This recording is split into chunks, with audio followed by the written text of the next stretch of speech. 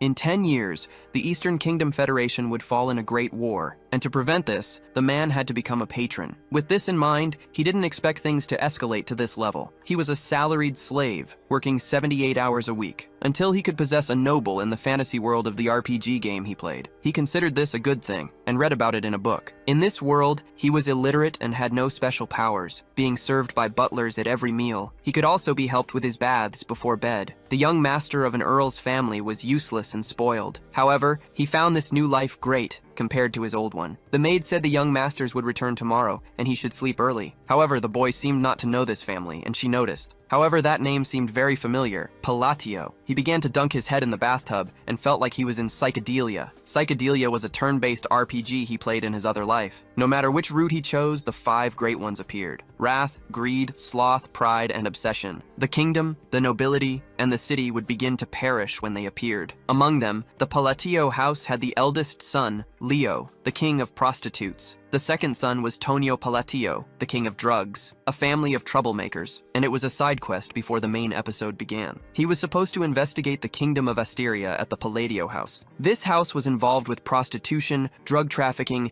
and an organization called Avalon. This quest gave him chills when he played the RPG. The Palladios were the first to be attacked by the 5 great sins. The extra villain was the third son of the Palladio house, Alan. Our hero wants to go back to being a salaried worker who worked 78 hours a week instead of being there. He didn't want to live a life of luxury and die in 10 years, as that was worse than 6 months of unpaid salary. He possessed a character with no power, and that was tragic for him. Knowing what would happen in 10 years was like being a prophet. He can remove what makes this world perish by predicting the future. Thus, he decided to change the 5 great sins so he could have a peaceful life. However, at that time, they were still children, and it would be interesting. 2 months later, they rescued the orphans from the Eastern Human Testing Center and left the orphanage's care to a girl named Eutia. This was Evan, Alan's knight. Our hero said he was very good at predicting people's abilities. The knight didn't know if he was being ironic, and he said yes, asking Evan to work together as soon as possible. He couldn't get used to the young master's new demeanor, as he used to be quite obvious with his emotions. The body's possession had apparently hardened his face. Evan is a rare character in Psychedelia, always honest and loyal, even amidst all the betrayals. Evan will find out why the girl's name is Eutia. Even with eyes that had seen much as a mercenary, she didn't seem like a normal child. She was strong enough not to understand why she had been imprisoned. Evan asks him to bring her there, as there's no benefit in keeping her imprisoned. Instead of neglecting her or merely using her, he preferred to let her be part of his plan. Eutia Bluja is a non-human who signed a contract with otherworldly entities for power. She will become the wrath of the 5 great sins, eliminating hundreds of thousands of people from this land. But she won't become wrath if she grows up in peace. He will remove this bomb from the path, letting the girl be a normal person. He gives Evan a flimsy excuse, stating it's not yet time to release her from prison, explaining that no one should talk about it and that he should invest funds in the children of the orphanage. He also delivers a letter to Eutia to see how she is. Therefore, he asks him to reassure her, as she has been through many traumatic things. He will enter the cell to deliver this letter of comfort to the girl. Even if he didn't know it would reassure her, the letter's true purpose was different: to use the phrase "I've seen dozens of times." This is a spell that can make a non-human friendly. The Archbishop said this was the sin of wrath and told her to calm down, reciting the agony of darkness, impassivity of light belonging to the fall, which was a prayer. During the story of the sin of wrath, it was too late, and she tried to be calmed, but failed. As soon as the Archbishop failed, the fight began. However, now it won't be too late for her since she's a child. After that, he will take care of the next event and become friends with a monster because of a phrase. It will work since everyone worships some god from another world. It's difficult to figure out how these sins think, as they are lunatics. When Evan, the knight, visited the girl, he felt a strange mana and aura, as if this child had no emotions and emanated a lot of magic. She asks if Alan sent this message to her. The girl, starting to get angry, asked why he didn't want her by his side. Evan was speechless and in shock at the amount of mana she manifested, for that way would only be possible by being in the realm of mastery. He repeats the man's phrase, stating that it's not time yet. She says it's a promise only she and her master would know. She claims to have understood what he meant. This girl was the sin of wrath, daughter of monsters, the Blood Queen, and Eutia. Meanwhile, he is about to sleep and would like to further his luxurious life. Finally, he falls asleep and sleeps. Suddenly, our protagonist starts looking for something and doesn't find it. He is informed by a knight that they saved the second child he requested. They assured him she would be treated very well after being saved from the illegal slave market. Suddenly, Count Palatio Tonio's second son appears. kicking the door, asking why an illiterate person is holding a book, and found out what he was studying. Annoying his brother, he tells him to answer something. Our hero doesn't know how she endured this,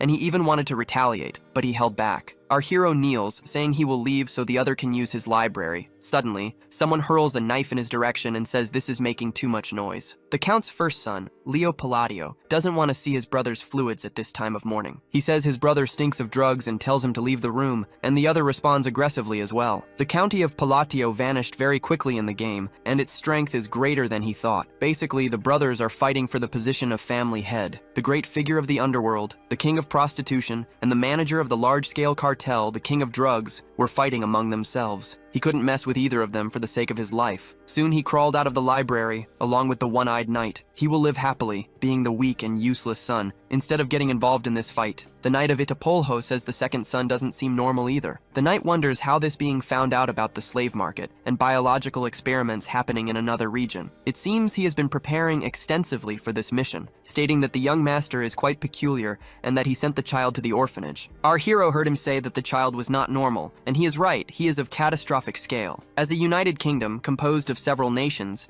the central nation is the Kalian kingdom. The one they saved from the slave market was the second chief of psychedelia, God Makalian.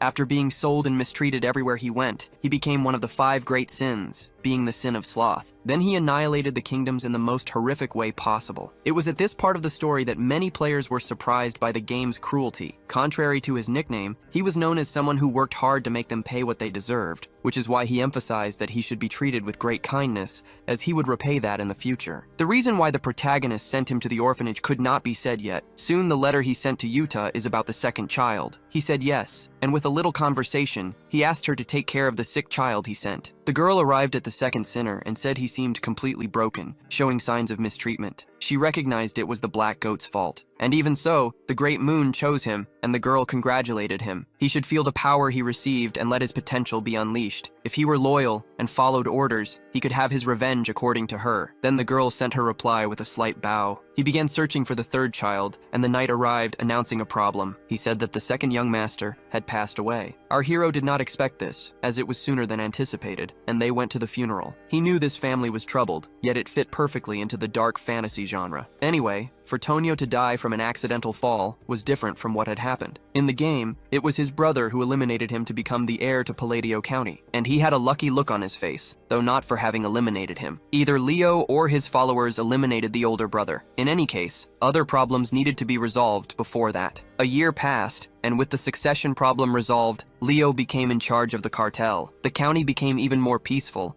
and he and Yucha became friends through letters. Reading the letters, he thought they were good children when they spoke of normal childhood matters. The list grew, and it was interesting that more sponsors continued to contribute to the small orphanage. The knight received a call from an information guild about a clue they had found. Our hero felt relieved. It must be books about ancestors and the third boss. Everything was going well on this peaceful morning, until something happened in Marigogo's drug den. The eldest of the Palacios family was considered generous, as the organization had hundreds of members, until several of them began to be eliminated by 2 people. A spell made these people eliminate themselves with their own hands. Someone controlled all of them with dark puppet magic. Another white-haired girl also helped with these deaths. The boy said he had no reason to do this, and she asked if he felt pity for them. However, he said they eliminated people to create drugs, and that had nothing to do with his revenge. This is the foundation to create a space for him. The girl said this and that they could leave it messy for when he arrived. The 2 did this according to someone's greater will. The Indian moon would be his sword. She recited these words. He left a moon mark on the ground after his crime. He had been exchanging letters with Ayucha for 2 years, and Evan, the knight, arrived tired to speak with him, saying that the 5th child had finally been sent to the orphanage. Our hero saved the remaining sins during these 2 years. He had trouble finding Greed, who was the 3rd, but having Evan work with his knowledge of the game worked. He told him to rest and asked if the young master was happy. Our hero said yes and tried to smile, but he couldn't. He didn't expect things to go so well, because in psychedelia, the 5 sins became what they were due to their horrible past. Even though this was now the past before they became sins, the chances of saving them before they suffered these events were low. He was worried about rescuing them after they had been traumatized. However, at the orphanage, everything always went well, and they had seemed like broken dolls, but now they were illuminated and full of energy. Our hero then thinks they no longer need to hire a separate caregiver for each one. He didn't think Utia would do such a good job given her role as the sentimental character at the orphanage. Utia was good at certain things. In her letters, she said everything was fine, that he shouldn't worry about anything.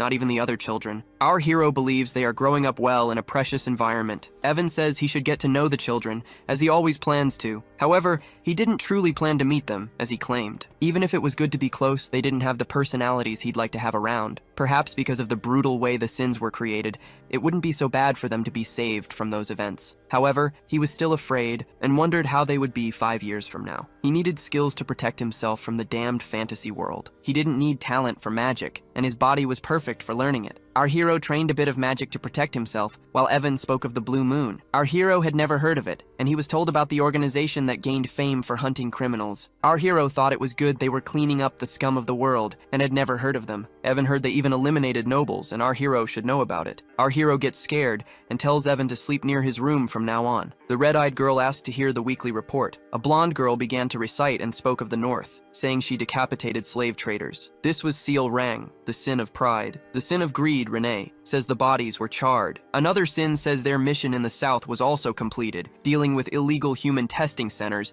and grinding the troublesome Diavalon into a bloody pulp. This is the sin of obsession, Radon. The red-eyed girl says everything is going according to the greater will. One of them states that they exist for the sake of the Great Moon. This is the secret organization that works for the Great Blue Moon. They say a problem has appeared. This problem could occur when everything was perfect according to the moon's will. Obsession says that the head of Avalon is the Count's eldest son, who found a dangerous written order while in the South, saying that the Count's eldest son seems to be after your greatness. A letter says that after the Count's death, they must eliminate him with poison. The girl affirms she understood, and 2 years pass, and his father, Count Palladio, passes away. This was spread as heart failure, though it wasn't so much an overdose. They hear about another attack on the last night of the Blue Moon. The hero realizes everyone is more attentive to this secret organization. With the Count's death and no one caring, the silence ended. They asked the young master what he planned to do. He said the eldest young master would do something, and noticed several bags belonging to the protagonist. He ordered his squire to flee with him. He said they are heading south to Rodman. This is a small town south of Palladio. As they began to leave for Rodman, his brother kept a close watch. 3 days later, he returned for his brother's funeral, wondering why the boy perceived death differently from his father, until he discovered he had been stabbed in the heart, questioning who could have committed such a crime. He asked about the cause of death, and the guards were startled by him. Evan mentioned something to the young master,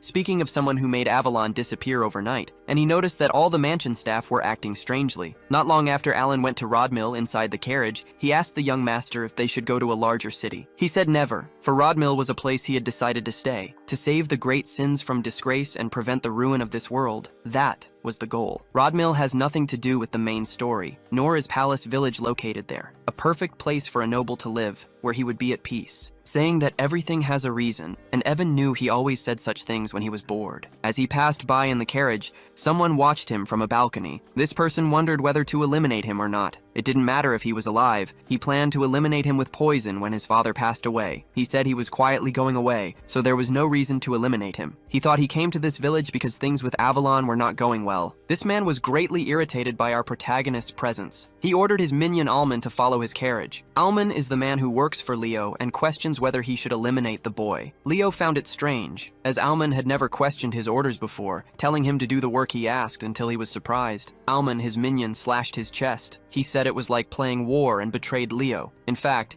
he is Redan, a member of the Blue Moon who had just struck down young Master Leo. They hold the belief that they were taught by the Red Moon. As a Blue Moon, he is a man's sword, and it is natural for him to move according to his desires. Redan said if someone tries to harm the Great Moon, they must be eliminated, and he acts on his own. That is why he had been waiting to say this. Leo was enraged by the betrayal of his subordinates, and he declared that Avalon would vanish from the map. And he tells Leo that the Great Moon gave him a chance. Our hero wakes up in Rodmill and feels the place is a blessing, waking up very happy. For the days are peaceful, and he wakes and eats whenever and whatever he desires. He is able to live like a true noble in this small town. Suddenly, Evan mentions that a letter has arrived for him. The letter tells of Leo Palacio's death and requests Alan to return home. His vacation was over, and he returned to Palacio Manor for his brother's funeral. He found his staff's reaction strange, and Evan asked when he became the leader of the Shadows. The crazy circumstances that occur in simulations led him to his current situation. He asked Evan why he had become a villain, He said he was the only one benefiting from the situation and had a perfect alibi. After all, Leo was eliminated after they left the large estate. Avalon was gone, and with Leo's death, nothing bothered him anymore. This meant he was the county's shadow leader, and he had ordered his brother's elimination. Our hero realized that no organization could kill an underworld big shot in an instant. And thinking about it, he knew there were organizations that hunted others and nobles. Evan commented that the information received was that the Blue Moon was not involved in these crimes. The Blue Moon leaves a mark instead of bodies. However, it was said that Avalon members were eliminated with a sword. Our hero knew that the Blue Moon hadn't appeared in the game. There was no way they could be so weak and involved in this. He wondered who it was, and we see the little girl with white hair and red eyes asking if they left any traces. The other sins said nothing was left behind. Finally, the boy returned, saying that 486 Avalon soldiers had been slaughtered. Another sin arrived, the one of obsession, and said he had also done his job perfectly. That's how Avalon, a massive organization that dominated the Asteria Kingdom, turned to dust in 5 days. However, the Sin didn't think the cleanup had been perfect, as he found folders with nobles connected to Avalon. The Altia Duchy has a very deep connection with them. The Sin of Wrath said they should handle this stealthily, and all the other Sins obeyed her. The Sin girl asked if this information was reliable. She was answered that the matter was being handled separately from the Blue Moon, that all guilds acted the same, calling it the Sword of Hell, crafted by the Master Swordsman. She said this shouldn't reach a certain person's ears. The other Sin said his family threatened him, and that it was no problem. However, she said it wasn't an order, and they were swords. A sword cannot think for itself. The Blue Moon must only move with orders, and he knows everything. The girl who is the leader said they must never disappoint him. The Sin didn't understand why someone with impressive abilities like Utia's felt anxiety,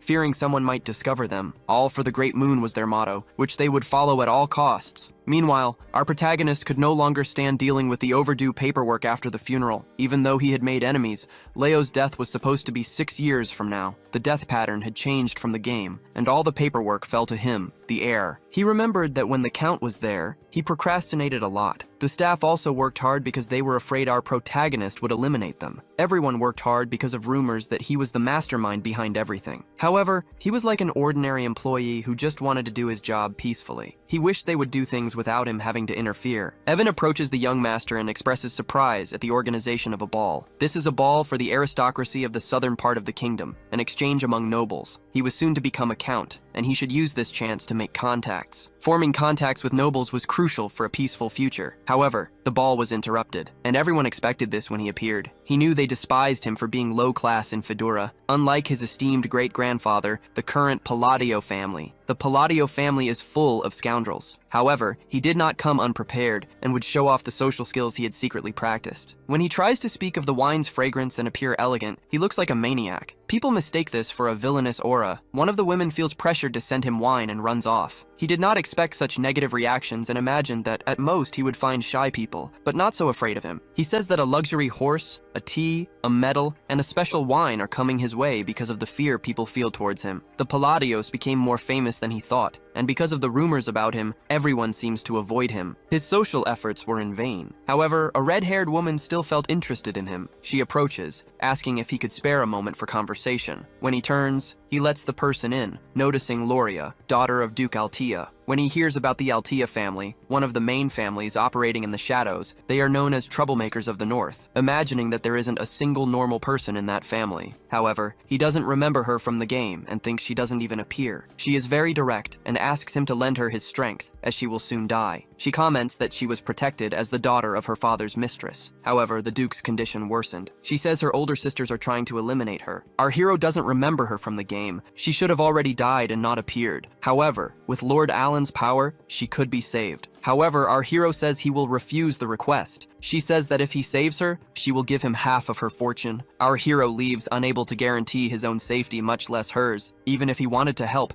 he is not the person the rumors claim him to be. He arrives tired at his castle and wishes her luck, hoping she finds an ally stronger than him. Someone in the shadows notices that Altia has approached the Great Moon, wondering if they should show her the gentle desire of the Red Moon. The Girl of Sin says no, and she is the only Altia not connected to Avalon. Therefore, she is the only one not part of Hadan's mission. This simplifies things, and the rest of the Altias will be eliminated. They proceed with the Red Moon's order, ensuring information is blocked so it doesn't reach her. To him, correction. Suddenly, that red-haired woman in a dress approaches our hero to speak with him. He finds it very strange that someone is trying to socialize with him and is astonished. He notices she's a character who also lives in the shadows, one he never saw in the game. There's no way anyone would approach him unless they were in trouble. He greets Zenonia, knowing her to be famous in the underworld. In the kingdom of Asteria, there are 3 great underworld houses: Altia in the north, Palatio in the east, and Zenonia, the street thugs of the west. Count Zenonia's eldest daughter is named Kalia, and she is pleased that the protagonist knows her. If Palatio and Altia command a gang, Zenonia is a crime syndicate. What he needs are connections to maintain a peaceful life,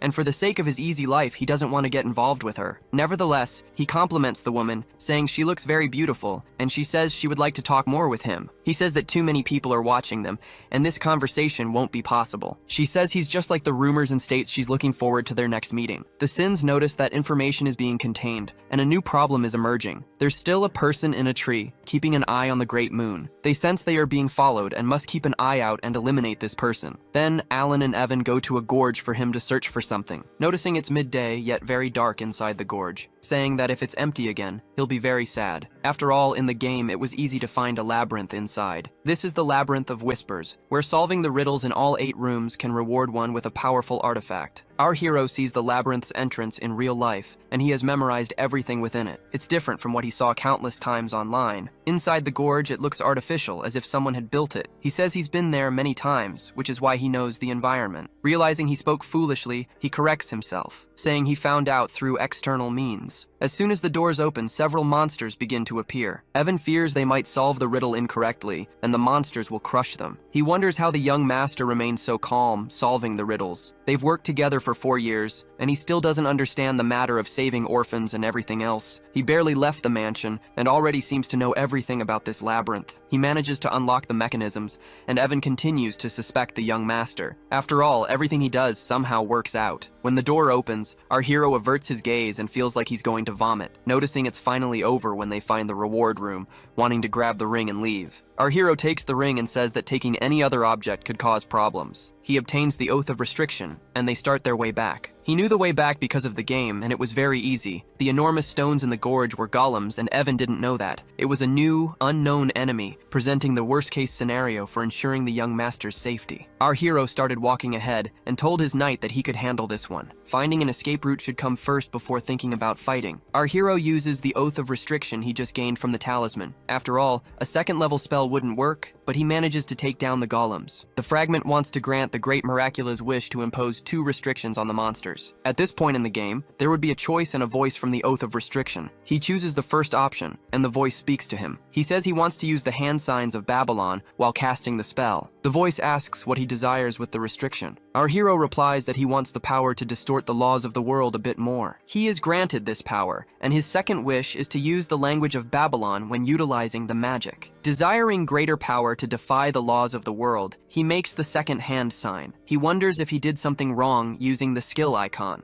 By choosing restrictions of signs and language, he can achieve the greatest magical attack power. Having replayed the game, he memorized the necessary combinations from the original game and believes it will work. The voice assures him of this and says it wants to grant power. The ring begins to be absorbed as if the restriction were being applied. When he returns to normal time, Evan tells him to use a second-level spell. It is then that Proto uses the lightning sphere, which seems weak even after using all his mana. Noting that this is his body's limit, he decides to test the strength he received from the restrictions. Then he unleashes the lightning sphere attack on the golems in the labyrinth. It being time to test what he received from the restrictions, our hero uses the refraction and repulsion sequence technique, generating indigo light that creates multiple lightning bolts and distorts light. Through this, he uses the diffraction line, making several hand gestures and unleashing a torrent of lightning. The spell slams into the monsters, annihilating them. Many of them shatter, and the lightning bolts pierce through their bodies. Evan asks if our hero was hiding his true strength, and he says he's never seen anything like it in 15 years as a mercenary. Our hero states that he is only in the second circle of magic.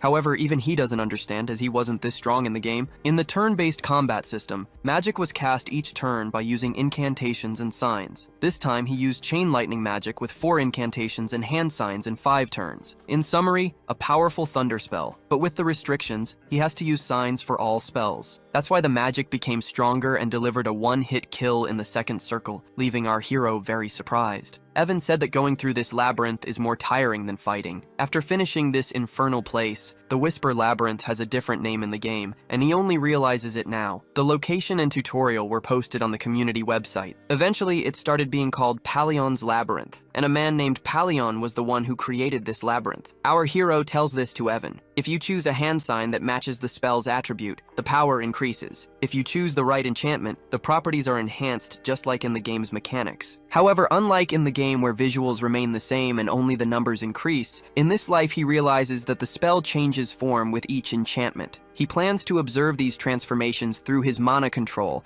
and will test it as soon as he recovers it, and is relieved that everything worked out. From atop the trees, we see the little girl's Sin observing him. She says that the era of the forgotten gods from outside are the scriptures of the Alanef Empire. She reads on a stone someone saying that his friend must have been left alone by the coward Palau, the one who stopped the monster invasion while being victorious against Al-Akalaka, who devoured the hearts of civilians. This was the brilliant Emperor Palau. She gained all this knowledge because she was born with the ancestral library after being summoned for a greater mission. She realized our hero was special because the Blood Queen followed him, and he knew about Palau too, but she didn't expect the Great Moon to be a friend of this Emperor Palau. However, the phrase he whispered doesn't even exist in the ancestral library. That's why she wonders who he is and knows the Red Moon was right. She is ashamed of blindly following his orders. She notices another of the sins and asks if he came to gather information. He denies it and says the Dark One has been eliminated. They will have to report his manner of death, which was his neck being broken. In Zenonia County, the red-haired woman notes that it wasn't just a rumor,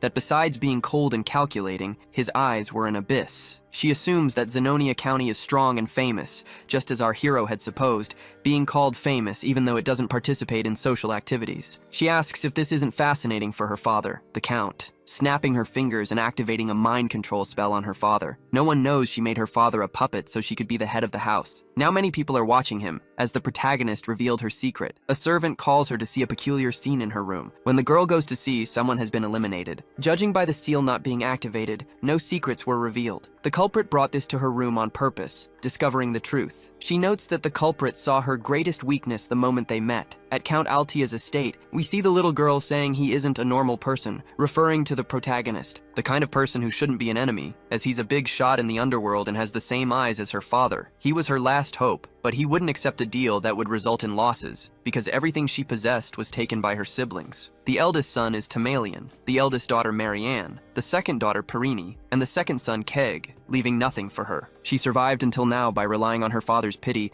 and now she doesn't know what to do. They inform the little girl that the young lady has returned. Perini and Keeg took their own lives. Those who eliminated her family took their own lives. It's something that doesn't make sense to her. She asks how Tamalian and Marianne are. It is also said that both have died, and she is in shock, understanding nothing. One of the sins successfully eliminated the targets and escaped unseen. At that moment, our hero says that good things can happen, because the one truly in control of the Count's mansion is the one who hid their claws and waited for the right moment. Now he understands what he meant at that time, when they met, and with that, she became the sole successor of her family, after all her siblings lost their lives. She wonders if she made some kind of pact with an evil being for this to happen, wondering what happens to those who betrayed him, and there are many possibilities. Therefore, she will walk the path she chose to avoid misfortune. 2 months later, our hero arrives with an order from the Duke of Altia, bringing him a bottle of Cernant's wine as a gift. He realizes that young Loria was the one who sent it, not the Duke, which confuses our protagonist. The servant who came at her command said that the Duke provided and ordered it to be delivered to him. This means the youngest has become the Duke, and our hero is utterly surprised. The girl is writing several letters and notes that the 2 months passed in the blink of an eye. After her father's funeral, who passed away from illness, she became the Duchess after the ceremony. Before, she couldn't enter the office, and now she commands everything. Her siblings' deaths happened so suddenly that she wasn't suspected of the crimes. After all, she had an alibi, and her secret organization was eliminated by her siblings when she returned to the mansion. She had no power at all, and realized this was very surprising, as they used this situation to gain an advantage. He refused in a way that seemed indifferent and carried out a cleanup behind the scenes. She wonders how far that man foresaw the future. She didn't tell him about her father's funeral so as not to annoy our hero. She thinks he must have helped, as he needed an Altia for some part of his secret plan. Although she gathered all of Altia's subordinate organizations, it's not enough to match his power, which makes her suspect that the palaces need something from her and her county, an important figure from the underworld who rose solely through his businesses. If there's something he lacks, it's the ability to manipulate the political landscape from the shadows, which makes her think he needs the Altia name in his board game, so she will focus on what she needs to do,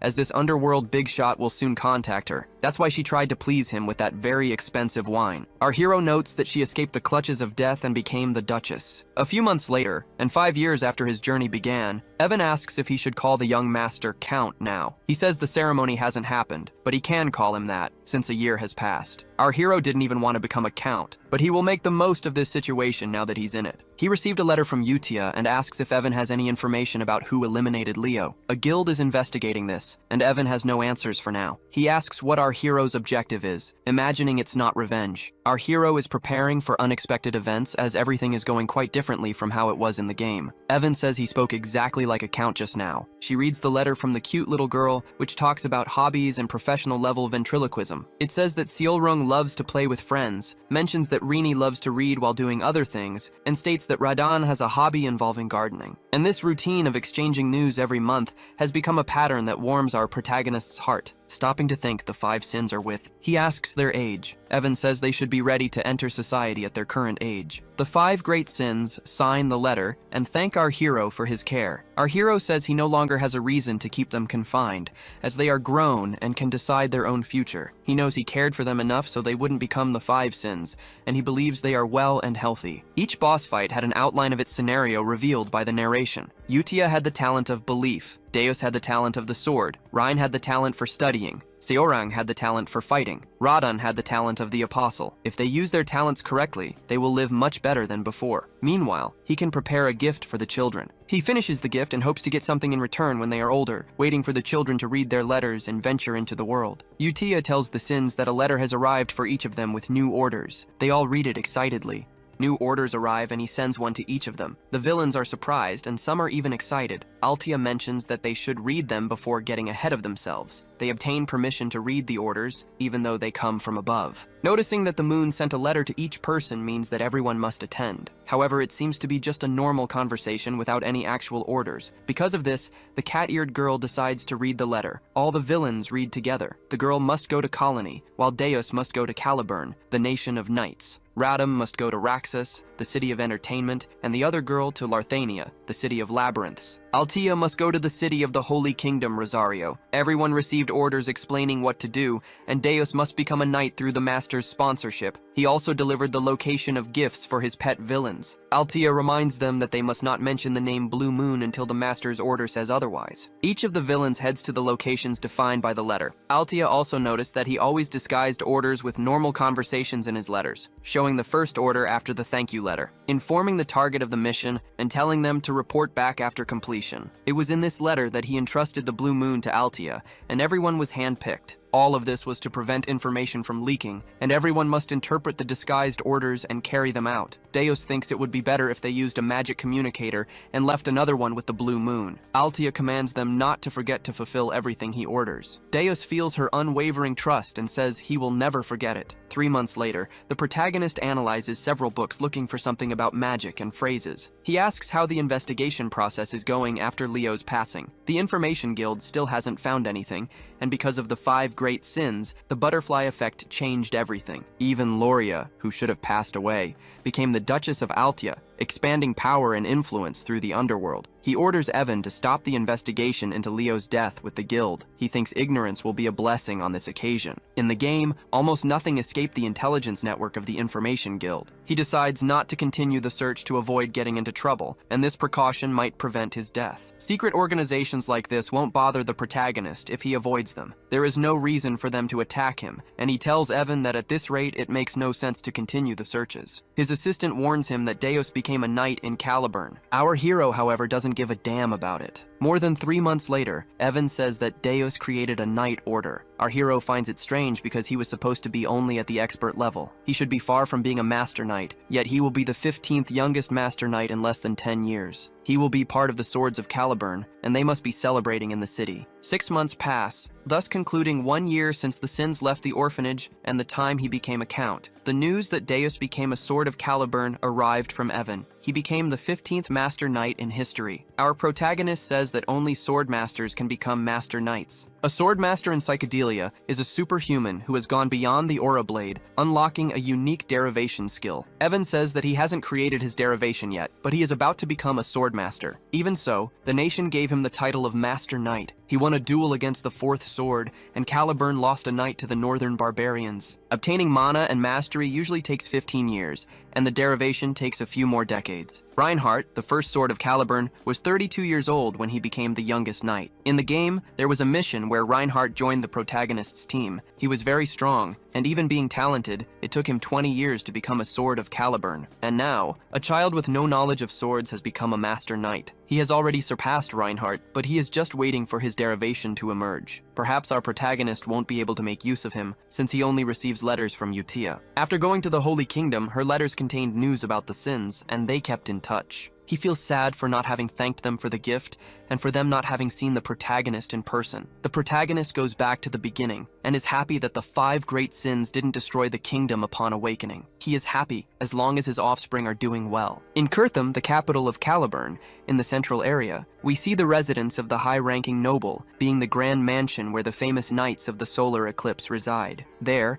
Deus Makalian observes everything from above, being a captain of the knights of the solar eclipse and the youngest Master Knight. His sister greets him, and he is very happy to see her alive. Thinking about the past makes him feel embarrassed, even though a whole year has passed, when he lost everything to the Black Plagues, and all that remained was uncontrollable rage. The fact that the Great Moon had saved him was not a good enough reason to swear his loyalty to him, but because he promised he could take revenge on the demons, he followed his orders. Working as part of the Blue Moon brought very dangerous situations in training, and he didn't care about his own well-being. For a few years, he carried out missions that would be fundamental to going against the Black Plagues, and right after, he received a direct order that spoke of a gift in a hotel. He didn't want any gifts until he opened the door and saw what awaited him. The gift the Great Moon referred to in the letter was the family he thought he had lost. This was something more precious than his own life. The sister he thought had passed away is alive. He starts to cry upon seeing Sylvie and becomes very happy. After the things that happened, they separated. In the darkness, she had to wait her turn for a long time. When her turn came, she was able to escape with the light and survive. A few years later, she was almost sold to a slave merchant. A mercenary named Evan saved her. After that, she received treatment from her benefactor, who continued to send her medicine to keep her safe, and the one signing the letters was Alan Palatio, our hero. Sylvie was very grateful for everything he had done. The knight is impressed that he protected his sister using the name Palatio. He never spoke about his family, and only Julia knew he had been caught by the Black Lamb. Noting that our hero,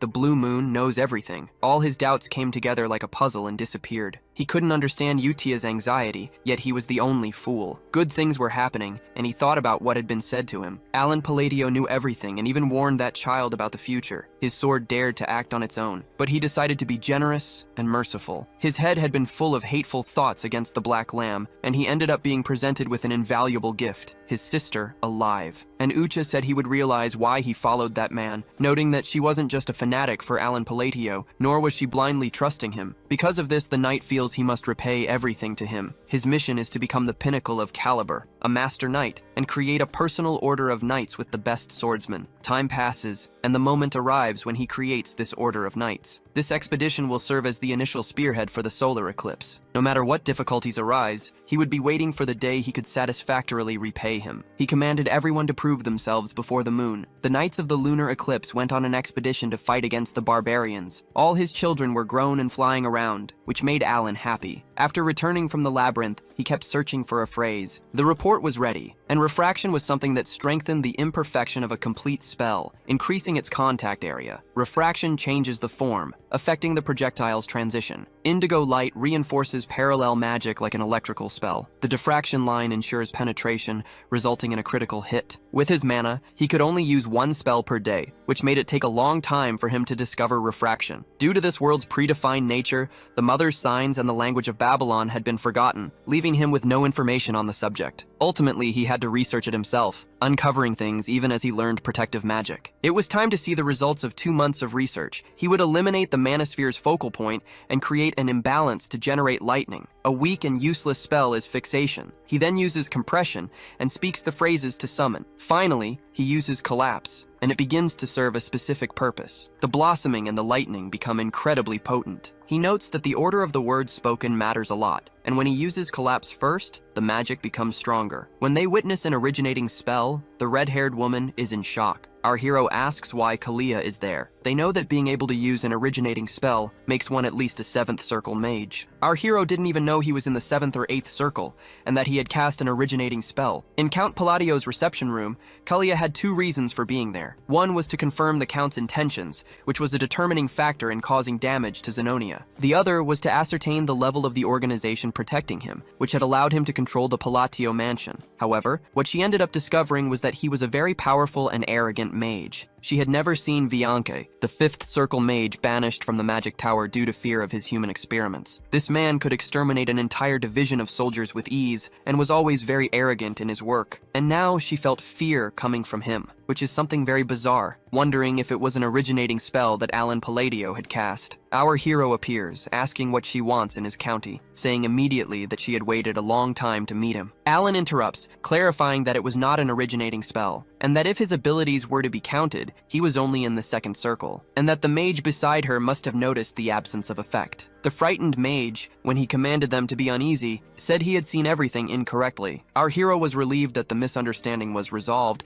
and they got to the point of the conversation. Kalia realized she should visit him after concluding her business nearby. He says he has work to do and cannot delay, subtly telling her to leave. She stands and thanks him, saying she is already leaving. He said that if she needed someone to talk to, he recommended Duchess Altia, saying they would get along well. She thanks him for the visit and leaves. Evan asks why Zenonia, the ruined family from the east, would come there. Our hero pretends not to know, but deep down he knows it will be problematic. And if the false rumor about him using primordial magic spreads, strong opponents will want to fight him. There's no way she can visit Altia while they're competing for the underworld, and he tells them not to show up there. Valkian wonders if it was truly primordial magic, and the reason for her reaction, given that she's denying it. Primordial magic uses its own laws, but the immutable absolute principles are still present. However, only mages at the pinnacle are capable of doing so. He used his eye to observe and analyze Alan Palacio's magic. He was breaking the absolute principles. After all, he fixed the thunder, molded it, and collapsed the law. Even doing that,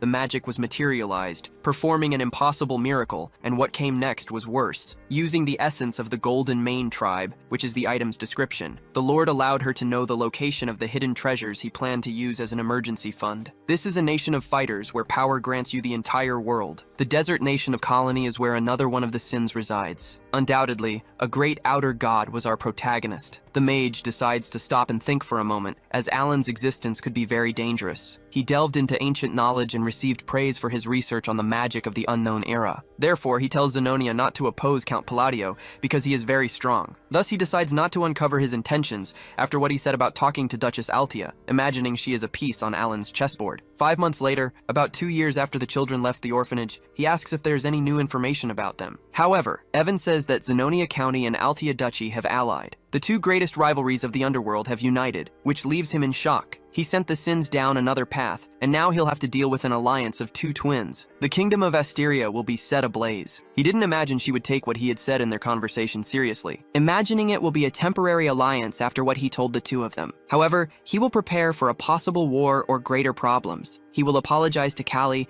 and writes a letter at this moment. He hopes the child never discovers the lie, and he relies on Evo. He will send her through a mercenary guild. Our hero would like to know where Radan and his Rang are, as Yutra didn't provide details of their destinations. He hopes none of them have been eliminated somewhere, and if she finds the gift mentioned in the letter, she will become the pinnacle of all fighters in Baba Yaga. Finally, the cat-eared girl's trial concludes. She thanks the Great Moon for the gift of the gauntlet she received. She thought the essence of the Golden Mane tribe was just a legend, and she discovers the essence of the Golden Mane tribe, which is the race of wolves, descendants of the kings of all beasts. The essence of the Golden Mane tribe is the legendary item that has been with her family for generations, granting strength and authority. And she obtained the essence, passing through all trials and acquiring the truth, that the Great Moon is her benefactor, who saved her from elimination when she was a test subject. It gave her the power to avenge her parents, who were eliminated by the Black Dragon. That's why she intends to return the favor to our protagonist, certain that he doesn't want her to become a mediocre gladiator. From now on, she will become the strongest gladiator and restore the Golden Mane tribe. Furthermore, she will eliminate the Black Dragon, all for the Great Moon. She decides to begin. The great beast king of the Golden Mane tribe will reappear after hundreds of years. It is said that the Information Guild has obtained news about the children. Lord Rung has been performing well in the colony, earning the nickname Golden Lightning. Our hero is happy to know he is well through Eva. He asks about Radan, as he hasn't heard from him since he was learning to work on rifts. Our hero and Eva still don't know what is true about Radan and what is false information. Our hero tells Eva that he must be busy finding out if the information about Radan is true or not. After all, he must prepare, as it takes a month to reach the Magic Tower. Eva is quite used to all of this now, the pressure of the job. Still, only 1 month. It's strange, as it should only take a week to reach the Green Magic Tower. It is then that our hero says they are going to the Blue Magic Tower,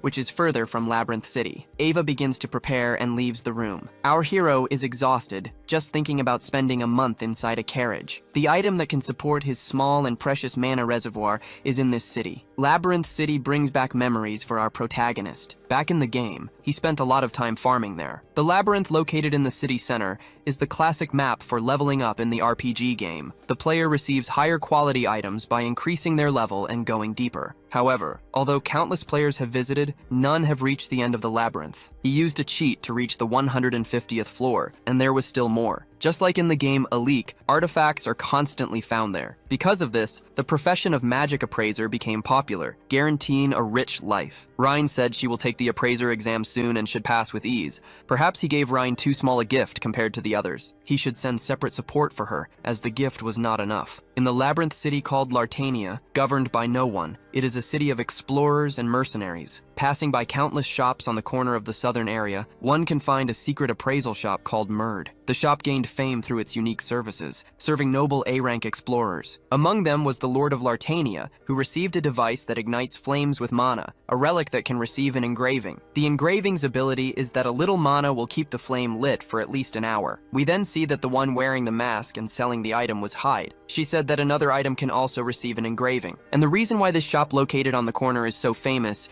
is because the engraving is a gift from the Great Moon. When Hyde was first told to become an appraiser, she didn't understand. Her true identity is that of a friend of Palon from the era of the forgotten outer gods. She understood that all of this was to eliminate the plagues, but she didn't associate this order with the objective. She thought becoming an appraiser had nothing to do with eliminating monstrous plagues. The moment she saw his gift, she understood what it meant to become an appraiser. The eye of the stalker quickly identifies mana limit items to aid in appraisal. Being a bit different from what she knew, its essence didn't even exist in the library. After the seals were broken, the engraving was unlocked. To gain strength to fight against monsters, she had to awaken this item, acquiring a skill and a means to offer sacrifices. She had over 252 sacrifices to make until the item was fully awakened. In exchange for increasing the relic's stats, it absorbs something from her, essentially changing the eye. This relic only reacts with other specific high-level relics. Accurately appraising all relics and selecting high-level sacrifices to mark with engravings is something only she can do to awaken this eye, as she was born with the Library of Eternity. And all of this is to kill the Black Wolf that eliminated her family. And everything goes according to the will of the Great Moon. 3 weeks later, in the Blue Magic Tower, the Tower Master is absent. We see the Vice Master of the Blue Magic Tower, Fenya Kryzina. She says she was busy, and that our hero needed to quickly state what he had to resolve there. Our hero remembers her face is familiar, and that he's seen her in the main story. In the game, she was a genius who appeared occasionally, reaching the 8th circle at the age of 20 and becoming the Tower Master. The Magic Tower is not only strong, but monopolizes the production of certain goods, making its status equal to that of nobles. Although the authority of the Vice Master of the Tower transcended human limits, it must be very high. He claims to be the Palace Count and came to discuss a matter concerning the Time Gate. He says he can eliminate the time gate, which is a rift connecting to a mysterious subspace that appears in locations where magic is heavily used, creating anomalies that cause significant damage. She says our hero should leave because he has weak talent,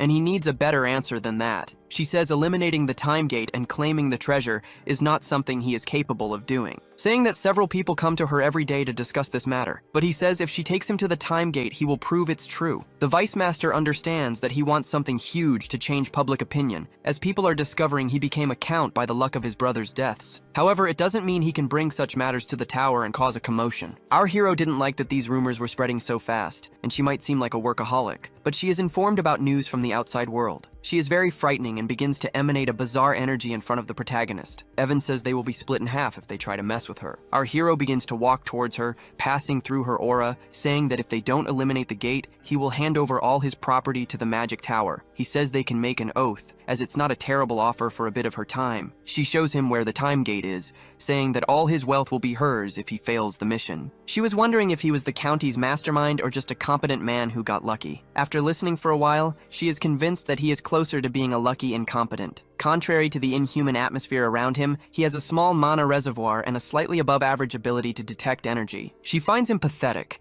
and believes there's no need to close the gate, as it will naturally disappear in 3 months after spitting out the relic, and the research will conclude then. However, the time gate and the blue magic tower continued to cause commotion for over 2 years. If he can't do anything, she orders our hero to leave the room. She asks if he will use his hand as a medium instead of a staff, a primitive method only seen in fairy tales, telling him to stop imitating hand signs and leave. Suddenly, everything stops moving, and she too becomes motionless, noticing an eye opening and leaving her completely frozen. The observing eye instinctively activates. Something unknown is seen through its essence. She simply sees that this is something that should not happen, like a poisoned chalice destined for ruin. This giant hand begins to approach and uses absolute command, making the Vice Mage understand the order. The gate is then finally closed, a task our protagonist finds easy, as he possesses special items and methods. He picks up the relic Sharon spat out. I need to use it a few more times, so he cast a spell of conviction, noticing that she fell under the spell and is completely in shock, saying she won't tell anyone anything. She starts screaming that she will remain in absolute silence and won't tell anything, saying she will honestly keep the secret. Our hero doesn't understand why she is acting like this out of nowhere,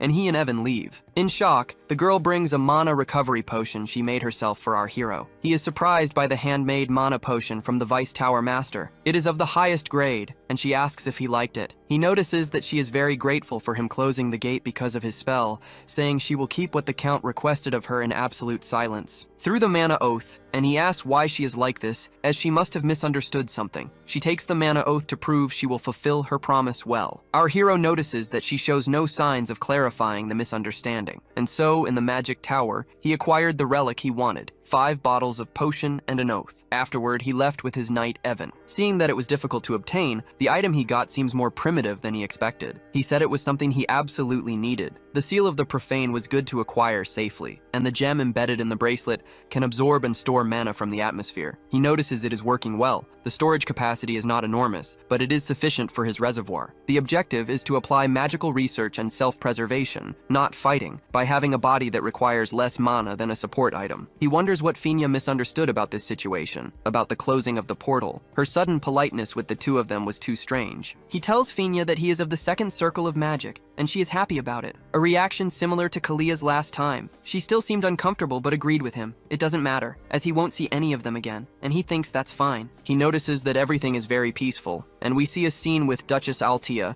where she says it's been a long time since she last met Lady Zenonia. As she was ordered by our protagonist, she is happy to see the girl again. It is convenient that they don't need to discuss class or authority between them in this conversation. She remembers Count Palatio's advice to visit Duchess Altea. By following his advice, she quickly understood his true intention behind their meeting. As they talked, both realized they were inferior to Palatio. Regardless of the reason, it was an alliance built under Count Alan's command, as a power struggle is meaningless below the absolute number one. Zenonia and Altea became more comfortable allies. She says she visited him because the Count sent a letter using the day she visited him as an excuse. Reading the letter, she sees it's a conversation about noble families. It seemed like a normal apology letter, however, it had some hidden scheme within it. That's why Zenobia wanted to discuss this with Altea. He used the phrase that there weren't many nobles who pleased him. Baron Kenya belongs to the noble faction, and Marquise Morante is one of the key figures of the royal faction. Viscount Belanda belongs to the royal faction, Duke Faldiol a key figure of the faction among the nobles he was speaking with at the ball. In short, he dislikes both the noble and royal factions. So,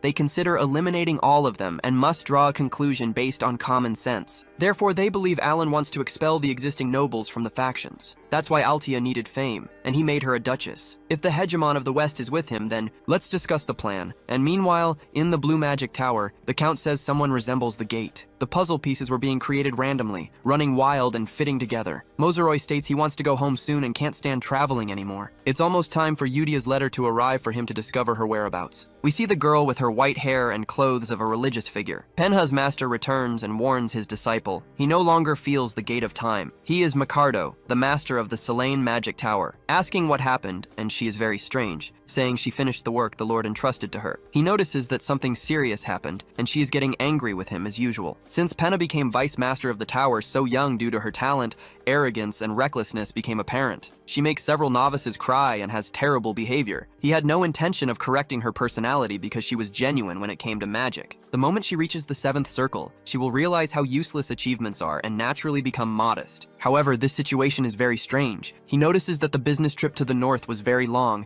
and asks what she did during his absence. The Count closed the gate of time. He asks what exactly she did regarding the oath. She cannot say in detail, but she briefly recounts the oath she made with the man. What made Penha modest was an incomprehensible and original magic. She is so scared that she won't even try to pull away from his hand, which is caressing her. Count Palatio of the Asteria Kingdom was the man who fixed Penha's arrogance. 1 month after returning from the Blue Magic Tower, our hero trains. After obtaining the Mark of the Corrupted, he began serious research on phrases. He learned about rules regarding the use of phrases in magic. It might have a relation to how and where he defines them, but he isn't sure yet. Evan tells the Count that his magic is getting stronger and stronger as he witnesses it. Second circle magic never appeared before. It seems to be on a different level compared to what it was months ago. Our hero thinks that using a medium gravity spell cannot create a crater like that one did. Gravity is a second circle magic, which even at maximum power is not enough to crush something to its end. He thought he was getting stronger, but now he thinks it's an illusion. If there's a reason for his power to have increased so remarkably, it wouldn't be due to proficiency or phrases. An increase in magical proficiency means an increase in precision and execution. Phrases are closer to trigger words that alter attributes. He spent months studying the arrangement of phrases for gravity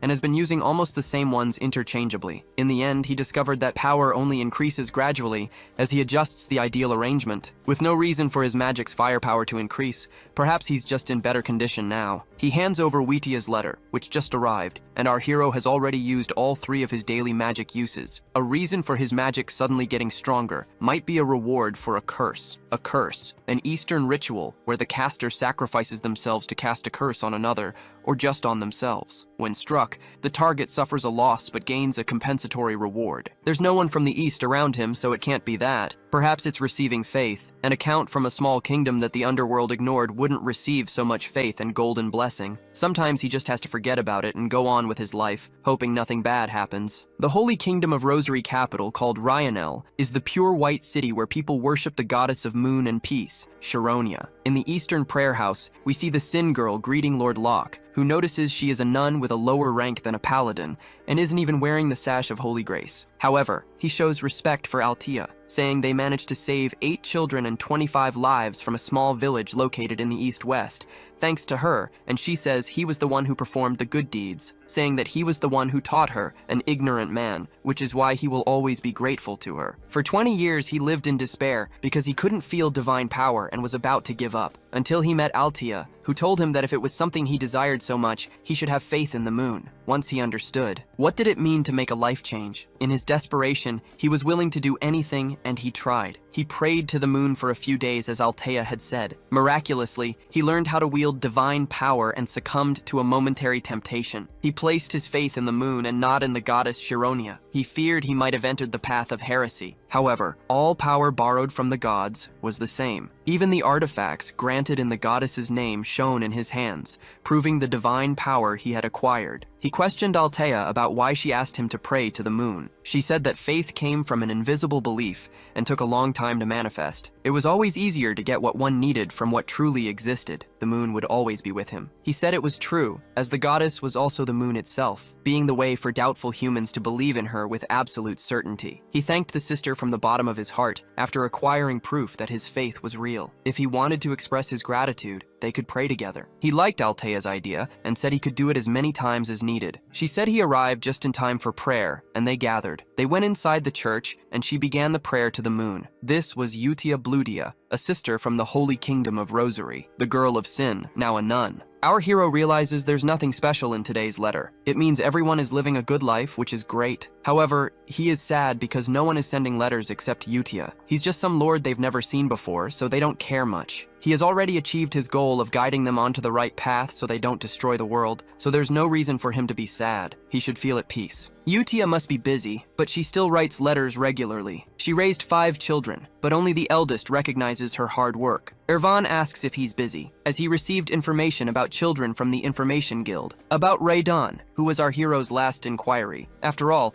he has become a pirate by now. Our hero starts to imagine this and finds it very strange. First, the rumors of Sarang and Deus. Sarang achieved a 32-win streak, which is what's needed to become the Baba Yaga. The fighter with the longest streak is the Lion King, with a 41-win streak. The Lion King was an overpowered character who momentarily joined the player's party. The colony relies on many powerful individuals to project its military strength, and she is about to surpass the colony's top ranks. As for Deus, the order executed one of the 8 barbarian chiefs, Kurga, from the snowfield, the leader of those who metamorphose into monsters through rituals. Our hero knows them well, as he fought against them and eliminated the god Uturus back in the game. He's happy not to have to see them, as Uturus only appears after the 5 sins gather. It means he won't have to worry about Deus, as he's being handled. On the same level as Reinhardt, the first sword is Deus. As for Reyna, she became an appraiser, printing black engravings that enhance an artifact's abilities. So our hero asks if Hadan really became a pirate, as that's the main point of the conversation. Evan talks about the 7 archipelagos located off the coast of Raches,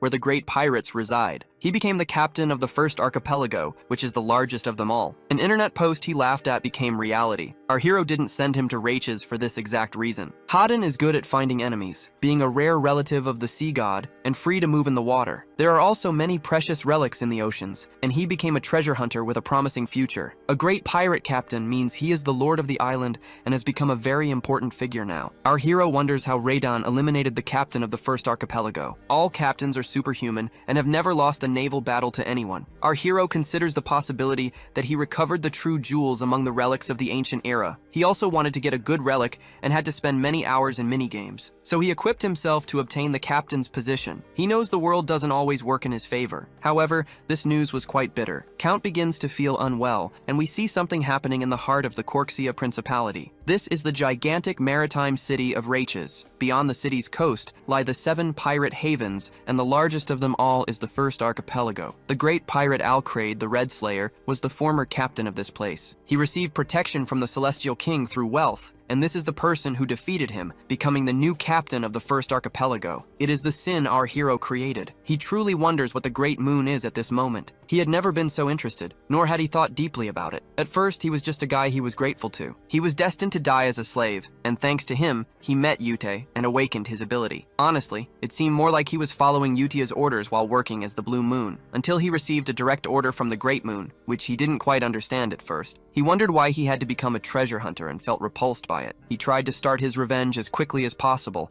as the black creatures destroyed his clan, which lived peacefully on an island no one even knew existed. On the continent where the cursed ones escaped, hunters eliminated his exhausted parents and sold him, turning him into a slave. He didn't think becoming a hunter had anything to do with his promised revenge. He thought he would have to make it seem like he was following an order at least. He noticed the ship was celebrating and was extremely noisy. They said that only the chosen great pirate could receive the Celestial King's protection through wealth. The chosen captains of the 7 archipelagos greeted each other. Then he found the bastards who eliminated his parents beginning to plan his revenge. Revenge through a sacred ritual that uses body parts of the sea god's relatives. Someone like that could receive the power granted by the sea god Clead, and each captain of the 7 archipelagos wielded this power. It was these hunters who split his parents' bodies into 7 pieces. The man wonders how the Sins knew this. He had never spoken about it before, and it was almost as if the Great Moon had arranged the opportunity for revenge. He cannot execute his revenge immediately. After all, they are superhumans who wield the power of the sea god. If all of this was intentional, then there is a reason why the gift he received was this necklace. The Great Moon must have arranged everything according to its plan, orchestrating the foundation and structure of his revenge. On the island,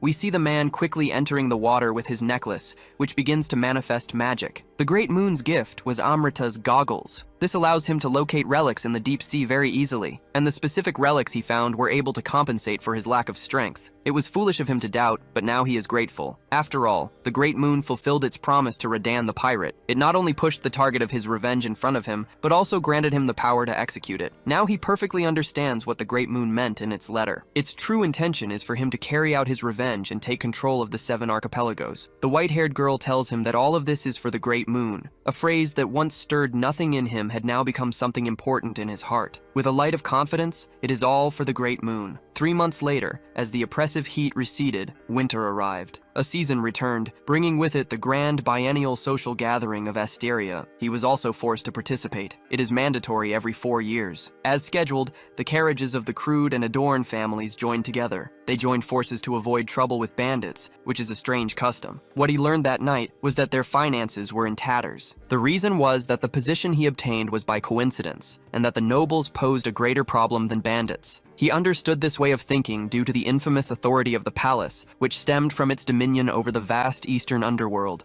built upon the accumulated wealth of that very underworld. Now he was satisfied with how things were progressing and had abandoned the underworld business, earning enough to live from other ventures anyway. Thus, the current eastern underworld was filled with small fry trying to take advantage of the vacant position. The rumor that he became a count merely by luck had become a foregone conclusion. He already knew he had been demoted to a lucky child instead of being the brains of the county. Now they even thought he had no money and kept mocking him, which was very annoying, understanding that they were victims of the palace, mere errand boys for their families. Now they were taking out the humiliation they had suffered on the boy. However, it was not he who had humiliated the 2 families, as he was not the count. Noticing that he was facing haters just like those on the internet, he considered it best to ignore them. Evan brought corn for the protagonist to eat, while the nobles kept bothering them. The north is an endless land of bitter cold, teeming with barbarians, a place where only a cursed, lifeless gray light exists. We see a man crawling, cursing the bastards of Caliber. This is the great Klekan, one of the 8 barbarian chiefs. They adore battles, and death in combat is the greatest honor imaginable. However, they were deceived by a knight from Caliber, who claimed he wanted to have a grand duel. When they had this duel, he ended up losing his arm. He faces a shameful fate, unable to even close his eyes before the gates of death. He cries out for his brother to call upon him and his great adored name, until he calls the name Ulturus, the great creature our protagonist fears. When he cries out for the great god Ulturus, he begins to rise, daring to call his honored name in this complicated situation. The great god Ulturus grants the wish of the man on the brink of death. The uncomfortable company continued as they headed to the location where the social gathering was held. Even with the other families joining forces, the mockery did not stop.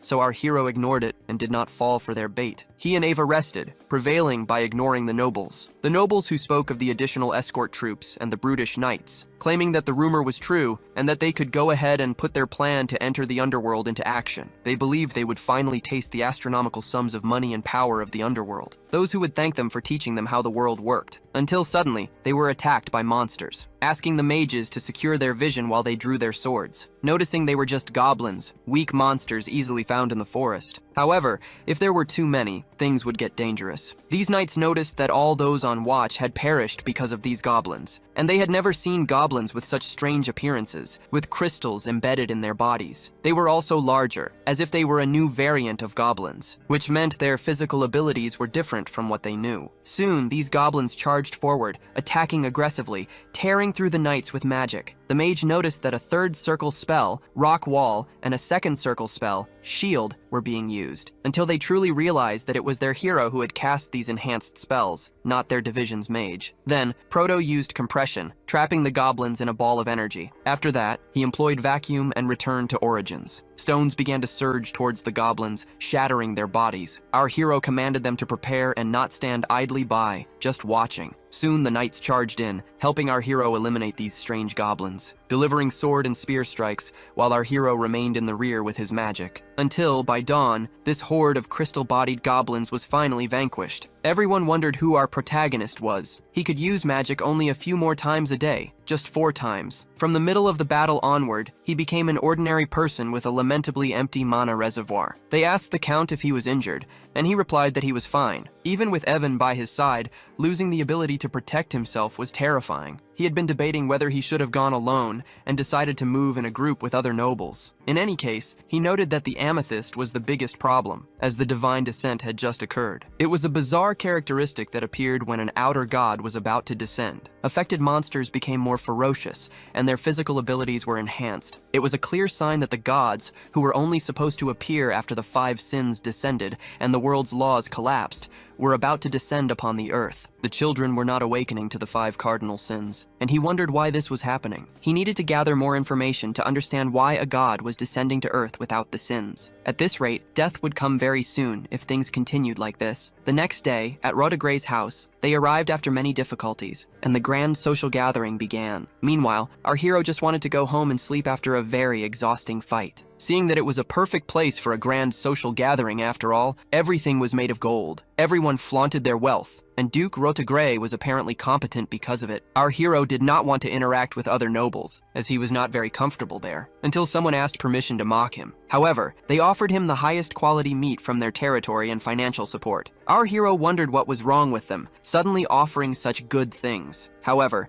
his expression was utterly grim for some reason. The nobles became frightened and left, not delivering anything they had offered. One day before, during the battle against the goblins, something happened. The nobles saw Baron Alman and wanted to borrow his mage. They had questions for the 3rd circle mage Baron Alman hired to display his wealth. He explains that what they saw was not a 2nd circle magic, and its caliber was superior to his own, likely above the 3rd circle, which shocked them. After all, Count Palladio didn't become this by luck. He was hiding a strength that didn't require escorts, and Palladio's true cold and cruel nature. So they planned to save their lives through bribes, but they had to beg. They knelt before our hero and began to plead for their lives. Begging for mercy, our hero had no idea why they were acting this way. Although he was usually merciful, they had crossed the line again. Our hero tells Evan he will handle it and gives the two a petty look. Now that he had sent Evan to the Information Guild, he would look for news about the nobility. Noticing 2 people having a very secret conversation, he began to enchant his hearing with mana to listen to the dialogue. He noticed one of them talking to a baron about Duke Altea and Countess Zenonia. He noticed they were trying to create a faction and didn't believe in this alliance. Our hero, however, wasn't concerned about it, as the 2 ruling families didn't get along, which made him believe their alliance wouldn't last long. And something even more surprising was that the faction leader was neither of them. They believed the leader of this faction was Count Palladio. Our protagonist heard this and was completely shocked by the absurdity. After all, he had met Duke Altea once when she was younger, and he had met Zenonia's daughter twice, but the current count had never even met him. It made him wonder how this rumor spread, and another person came to speak with Alan Palladio. This time it was Carmine, the 3rd son of Duke Camelan, from the Ashutalan kingdom. Certain nobles from other countries participated in the social gathering, and the hero said it was a pleasure to meet Carmine. He had heard that our hero became a count by luck and was envious, asking for his secret,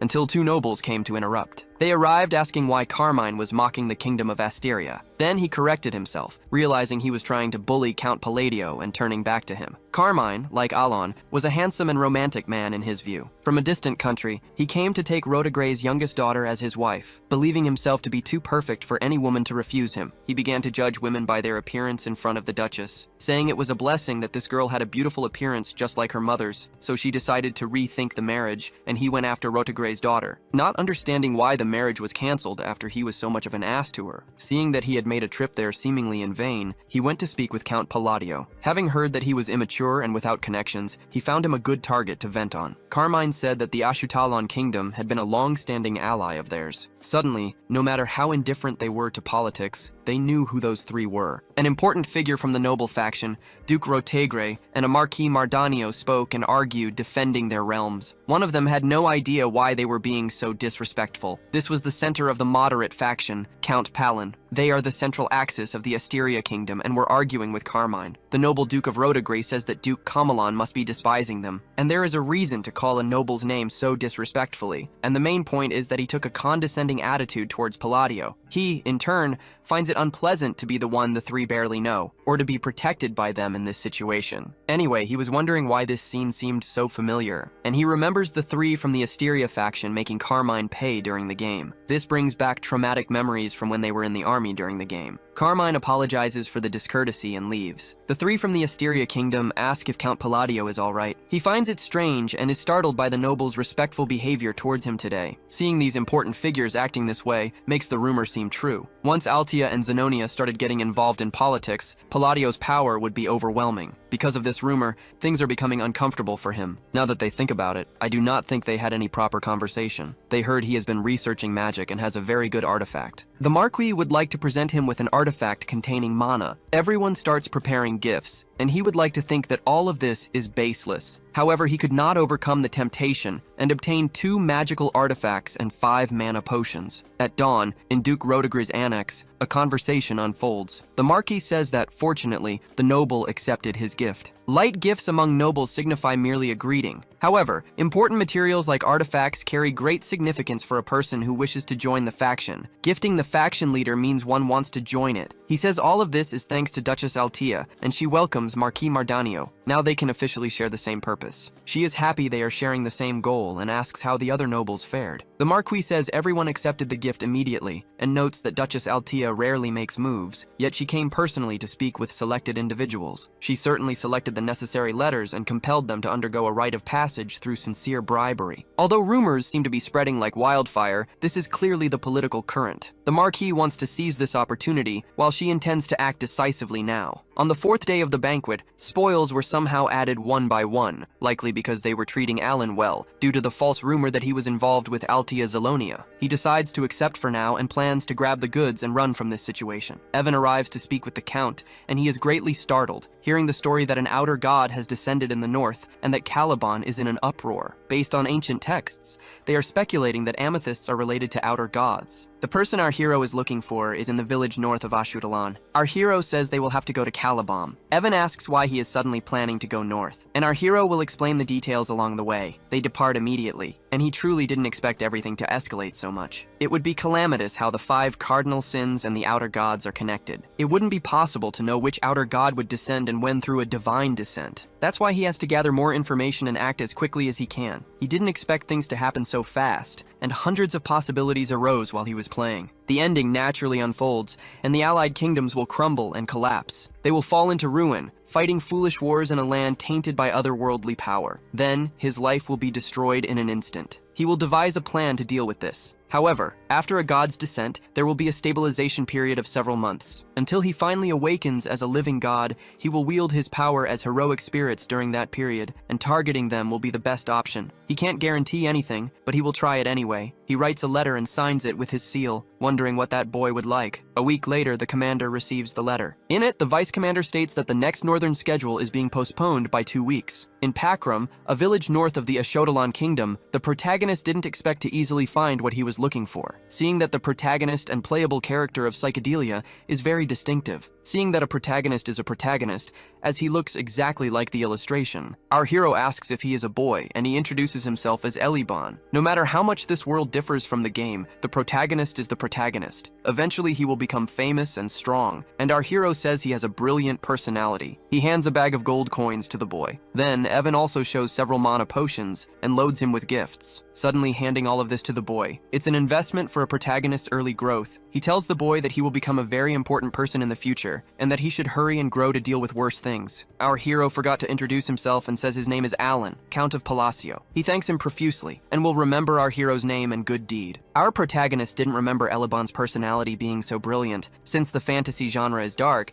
he didn't think he would be such an optimistic boy. Evan questions if it's alright to leave without having a proper conversation. Since the protagonist's life is at stake, he doesn't have time to build rapport. He put the protagonist on auto hunt. Evan says this boy seems to have incredible talent, as his mana is dense and swirling. Despite his common clothes, it seemed he was wearing artifacts. Our hero felt his energy, as this is a common state before an adventure. It could be an unexpected butterfly effect that is differing from the game, especially since he is the protagonist, and in any case, he just needs to preserve his easy life plan. Eliban is one of the few kind-hearted people in the miserable world of dark fantasy. He doesn't worry and asks Evan about God. asking if Sin will find him soon. He never visited the orphanage because he was afraid, but now he wants to find the Sins. 10 days later, in Caliban's capital, Sirdan. In front of Sirdan's north gate, our hero Evan arrives, both worn out from the long journey. If it weren't for the labyrinthine journey, he could hold his head high. They traveled from place to place to prepare for the war against the outer gods, and the gifts make them question if God will be satisfied. Their turn for the capital's inspection was almost here, which would conclude with an identity check. Still,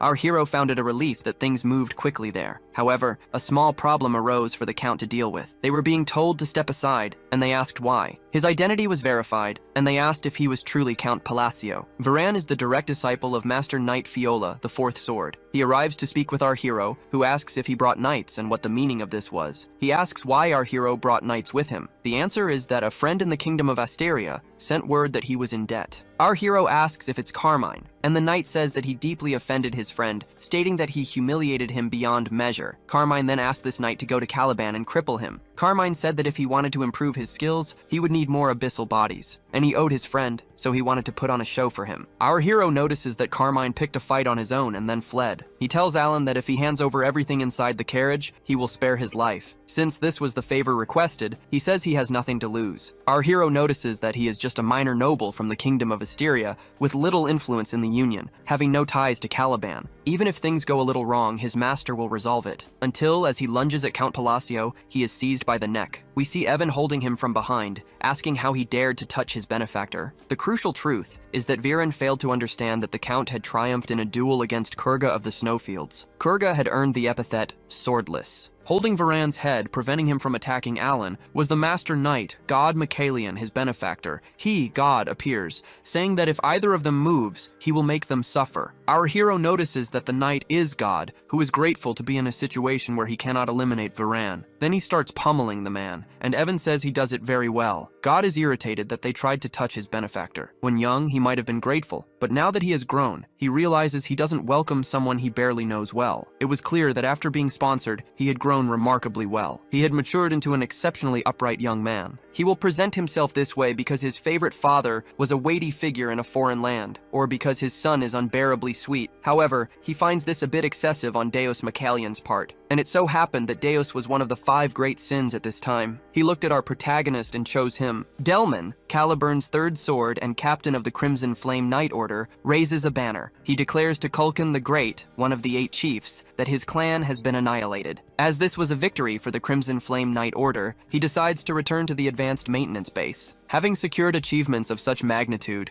he will not be outdone now that he has just become a Master Knight, even if he used cunning means unknown to anyone. Caliburn and the barbarians have long maintained wars that respect honor. However, he deceived Kulkan and ensured he went out alone with an infiltration force. Thus, with this momentum, he successfully annihilated the entire clan, deceiving one of the 8 chiefs. Wondering why the bastard finished off Kurga of the Snowfield, since he needed a clear result from the expedition. Kulkan's corpse disappeared during the battle, likely hidden by the barbarian. Even if he were still alive, he should have already died due to the poison. In any case, everything will be done once he returns to Caliburn and reports this achievement. However, he realizes the advanced base is taken by Delman. He immediately attacked when he saw Delman's aura, knowing that Kulkan should also have died, yet stands. He says that he profaned a great and sacred duel staked on honor and terror. This one devours a superhuman capable of cutting down hundreds of lives with a single sword stroke. He notices it is not Kulkan standing there, feeling an evil aura and hearing a voice from beyond. This voice commands him to answer, asking if it isn't his fault for trusting the word duel on the battlefield. The mysterious voice says he has risen to a human caliber, and this is his last chance. Thus, Kulkan calls him to a final honorable duel. All the knights prepare their swords, igniting them. He raises his fingers and says he is the dishonorable mortal and will not grant a barbarism of an honorable death. Everyone begins to feel immense pain and starts to rot as he raises his fingers. He then begins to eliminate them one by one using only his hands, no sword, delivering incredibly powerful attacks that make people explode. He places his hand on the knight and begins to inflict severe pain. Kulkan says that all the savages of this place made from those eliminated who were denied death, and he welcomes them to the bloody Colosseum. Introducing himself as the god of all barbarians, Vulturos, the father of duels, personally wishing to grant an honorable end to all of them, asking them to prove they are not savages through this duel. Meanwhile, Deus Macalian wants to guide our protagonist and Evan to some location. They notice he is bowing his head even without a sword. In Caliber, Deus Macalian's aspirations without a sword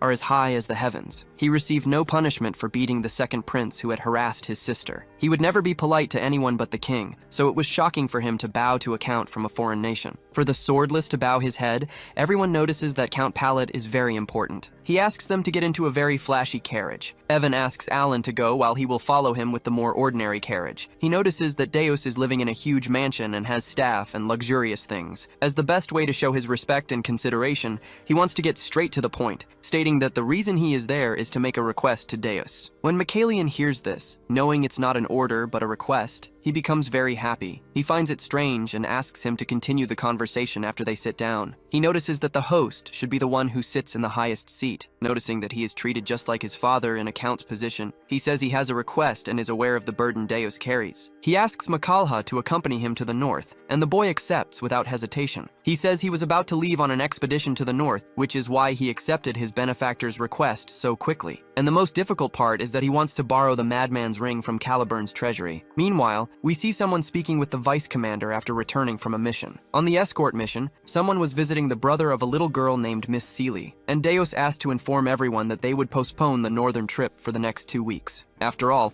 his benefactor would visit him soon, and he knew this because of the letter. Count Pallas of the Kingdom of Asteria arrives, surprising Seeley. Returning to the present, he asks for the Ring of Radiance from the Kingdom of Caliburn, knowing it was a senseless request, one that would put him in debt to the royal family. However, this ring was indispensable for the success of his plan. Just as Deus is about to accept the request, Evan appears, interrupting. Seeing the heavy atmosphere, he decides to present Deus Macalian with gifts, asking Evan to bring everything, starting to fill the boy's room with presents. He created a harmonious atmosphere, carefully choosing gifts to please Deus. He decides to open the gifts only when he is alone, as he thinks it would be rude to do so in front of the master. Noticing that the boy treats him with great respect, as he didn't let anyone harm him, he politely reiterates the request for the ring, and Deus says he will bring the item right away. He says it's in the treasury of the Kingdom of Caliburn, and it will take a week to retrieve that ring. Even if the king is annoying, he will eliminate about 50 people and get it. Deus asks if they can go now, and is completely serious about eliminating those people. He decides to recover as quickly as possible, and finds Deus's attitude very exaggerated. Macalian's sister appears, and Evan recognizes Sylvie. The two are friends and are happy to see each other. In the game,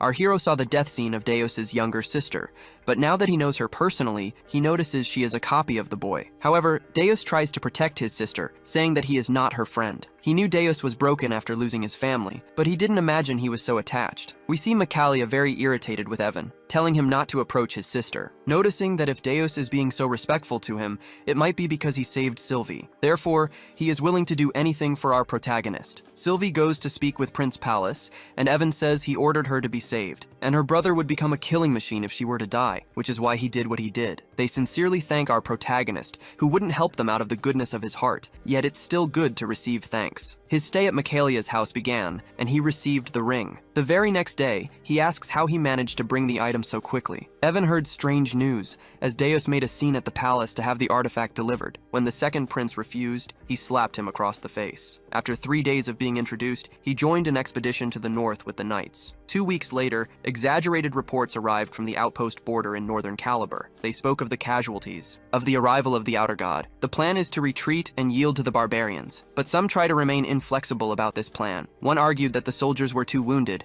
and without the kingdom's first blade, they wouldn't stand a chance against the barbarians, until someone clapped their hands to silence everyone. Fiola, Caliber's fourth blade, is the commander of the Order of Perseverance. She wants to reconsider the plan, as the outer gods are sowing chaos at the outpost. In eastern flank, Delman, Caliber's third blade, met his end. To the east, Kiriana, Caliber's second blade, is severely wounded. Macalia says these visions of horror are drawing near them. They are seeing an aura corrupted by malevolent mana approaching, a mana so chilling that only those who have awakened can perceive it, an aura so sinister it makes them consider retreating. They see a hero using his magic to fry sweet potatoes. They begin discussing barbarian rituals and believe humans must be saved. Deus believes this is the Order of the Silver Shadow, Kiriana, the second blade. The vice master of the magic tower, the blue-haired girl from the tower, asks them to observe developments. When he goes to send our hero away, she is speechless. as she hadn't realized it was him. She wonders how he is there, and our hero tells the vice commander that the rumors are apparently real, and the medicine she mentioned is out of stock, so the girl will prepare it later, as she is very busy. Our hero was truly hoping she could help, and she becomes embarrassed about it. Finances are tight, so Alan's payment will be delayed. The girl said a single coin would be enough,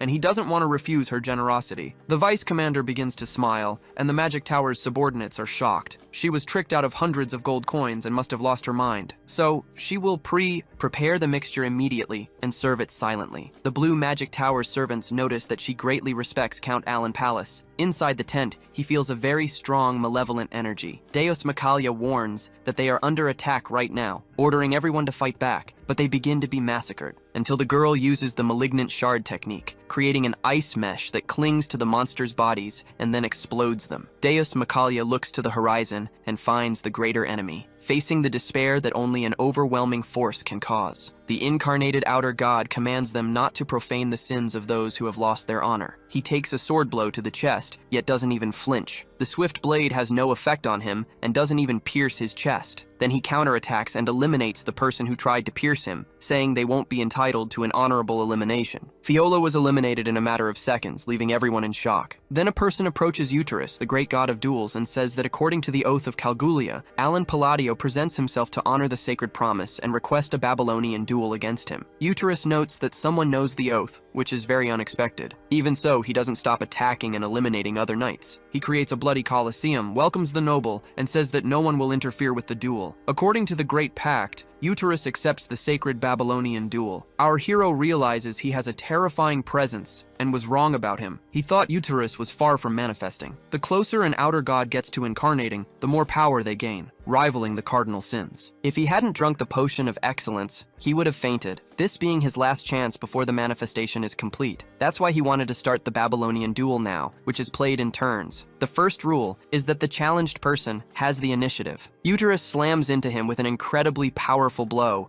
wondering why his opponent stands still after seeing such a massive strike coming his way. The second rule is that the defender cannot move out of turn, and if hit by an attack, they won't be able to move at all. Uterus notices that he is truly honorable and knows the rules by not attempting to dodge. The third rule states that the attack and defense turns only allow opponents to swap positions at the end of the next turn, and now it's the defender's turn, who is our protagonist. A basic defense would be useless against such terrifying power, so he uses immobilization, condensation, reinforcement, and deepening. Even if he has to use all his magic to block a single attack, he will. Uterus's attack is overwhelming, erupting with an abyssal amount of mana. When the smoke from the explosion clears, they see that Alan survived. He used the artifact he asked God for, and a potion of excellence. The Remithion potion allows for the deepest pain to be alleviated. Our hero used it now, and if he hadn't, he wouldn't be standing. Everything went according to his plan, using the artifacts he requested from you, Commander, and God. He can't recover everything at once, but he will be able to move because he used a supreme potion, fulfilling the conditions to enter a state of frenzy. He then uses Binding Invocation, and it's time for his attack. The fight against the boss Uterus is turn-based with different rules. It is recommended to play after learning the rules of the duel. In the game, the outer god's actions were limited by the rules, which is why he dragged him into a duel. That's why Uterus accepted the sacred Babylonian duel. With the pendant of reincarnation and the healing potion,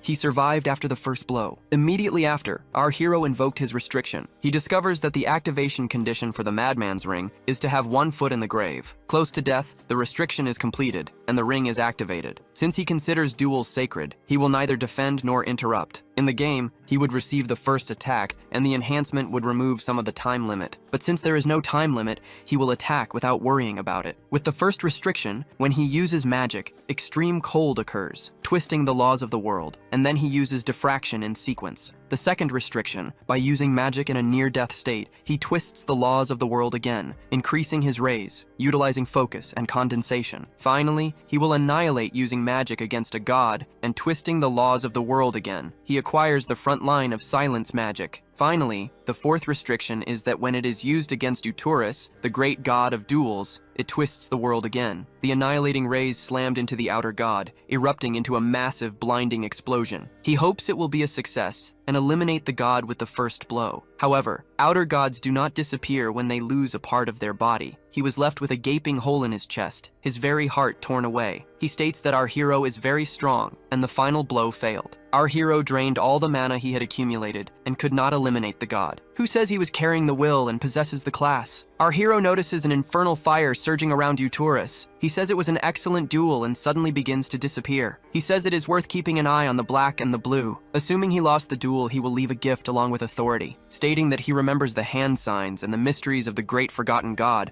and will carry his will. When the usurpers break free from their bonds to crawl out, he must call Uturus' name, and not the epithet bathed in falsehood, but his true name. The wicked is the name he must claim, and at that moment the outer god disappears. The expedition becomes busy, gathering the corpses, preparing to return to Caliber. The vice commander of the magic tower notes that the count is from the second circle of magic. He corrects her, saying he is from the third circle, and asks about the term black and blue that the god mentioned. She begins to deny it, saying she does not know what it is, and becomes extremely afraid to speak with Alan. She runs off, and he thinks that receiving thanks makes him feel like a cruel villain at that moment. He questions why the outer god disappeared after his failed attack, noticing the belt in the carriage that he had seen in the game. It is the Belt of the Forgotten, obtained by defeating Turus, which amplifies attack damage twofold. It is the first time he sees a phrase inside the belt, and he will discover something when he arrives in Kahara. Deus says the mage dared not bid him a proper farewell before leaving and asks if he should eliminate her. Our hero notices that Deus Macallion is becoming increasingly reckless. 2 weeks after this event, they go to Kiratin, the capital of Caliber. With Deus reporting the result of the subjugation to the king, the northern expedition ends. They bid farewell, and our hero receives many gifts from the king of Caliber. He invested all his money to save his life and is happy about it. Deus asks if he can become as strong as Count Allah, and he finds it strange,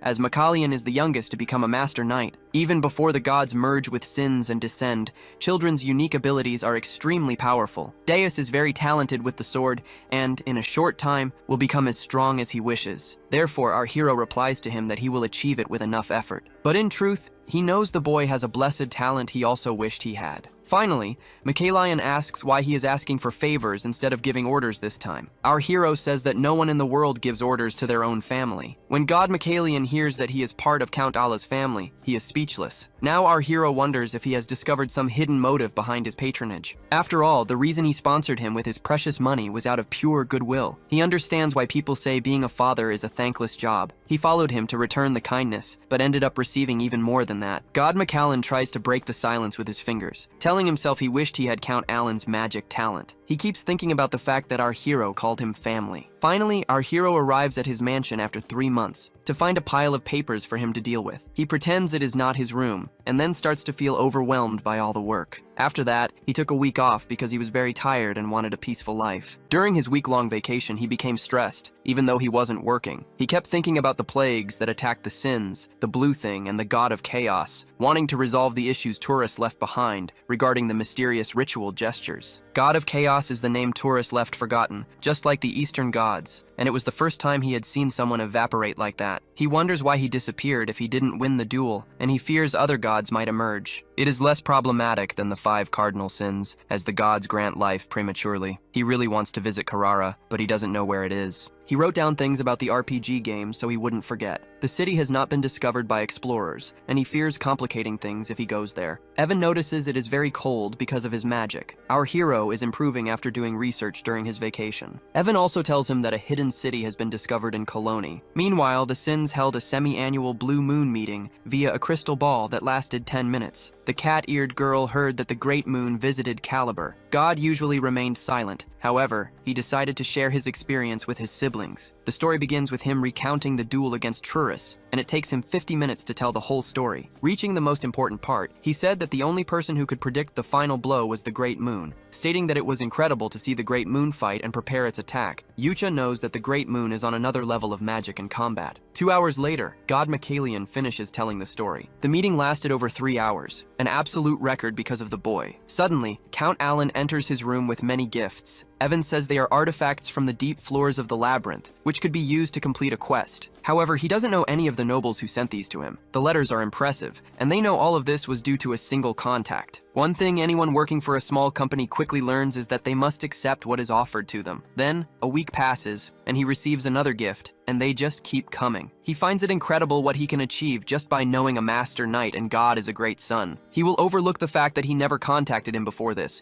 given the quantity of gifts. A month later, he is still receiving gifts and they just keep coming. This makes him consider sending them back as they are simply too excessive. At the beginning of summer, as the gifts became rarer, we see a scene in the capital of the Kingdom of Asteria. At the Grand Assembly, our hero attended and arrived late for the first time. They walk very quickly as our hero is embarrassed by his lateness. Suddenly, all the nobles begin to follow Count Alan, and he realizes he is not late. The royalists are on the left and the aristocrats on the right at the Grand Assembly. He sits in the back, and everyone starts to follow him and stare deeply. All eyes turn to our protagonist, Alan. They waited for him to enter, as no one wanted to sit in the front row, wondering what the point was of sitting near the faction leaders. When they begin, they announce that the new faction, Kalpa, has received voting rights, and it is said that Count Palatio is the president of Kalpa. My hero is apparently the only one who doesn't know about this. Looking at the two women, he remembers the alliance between Zenonia and Altia and the founded faction. The faction's name is Kalpa, and they made him president. He is the president of the new evil faction, and this was something he hadn't planned. Someone wonders how far our protagonist will go upon seeing the destroyed battlefield. While he considers his response as a representative at the General Assembly, but he doesn't want to suddenly become the evil leader of a faction. Seeing that he has nothing to say, they continue, and he is congratulated on the founding of the Kal faction. He is the protagonist of the night, and they begin to celebrate greatly because of it. The two from the Alliance ask if he is enjoying the night. Duchess Althea and Countess Zenonia are the women he spoke with a few years ago, and he didn't expect this butterfly effect. They are happy to return the favor he did by saving their lives. According to the information he gathered by talking to the two, after he ordered an alliance between them, the Kal faction was born through instructions sent to Zenonia. By sending gifts to him, the leader, they were accepted into it. However, he swears he never told any of them to do everything they are doing. He wondered why some letters didn't make sense, until he understood it was a misunderstanding. And from his experience, people who act in the shadows have a peculiar perception. Altia doesn't consider it a misunderstanding. After all, he gave a lot of gifts, and he is afraid of how they will react because their personalities in the game are horrible. He will stay in the position for a while and then retire. After all, he has already received too many gifts. He knows nothing about politics and doesn't know what to start doing. However, he said he would start by cleaning up the underworld and withdraws from the conversation,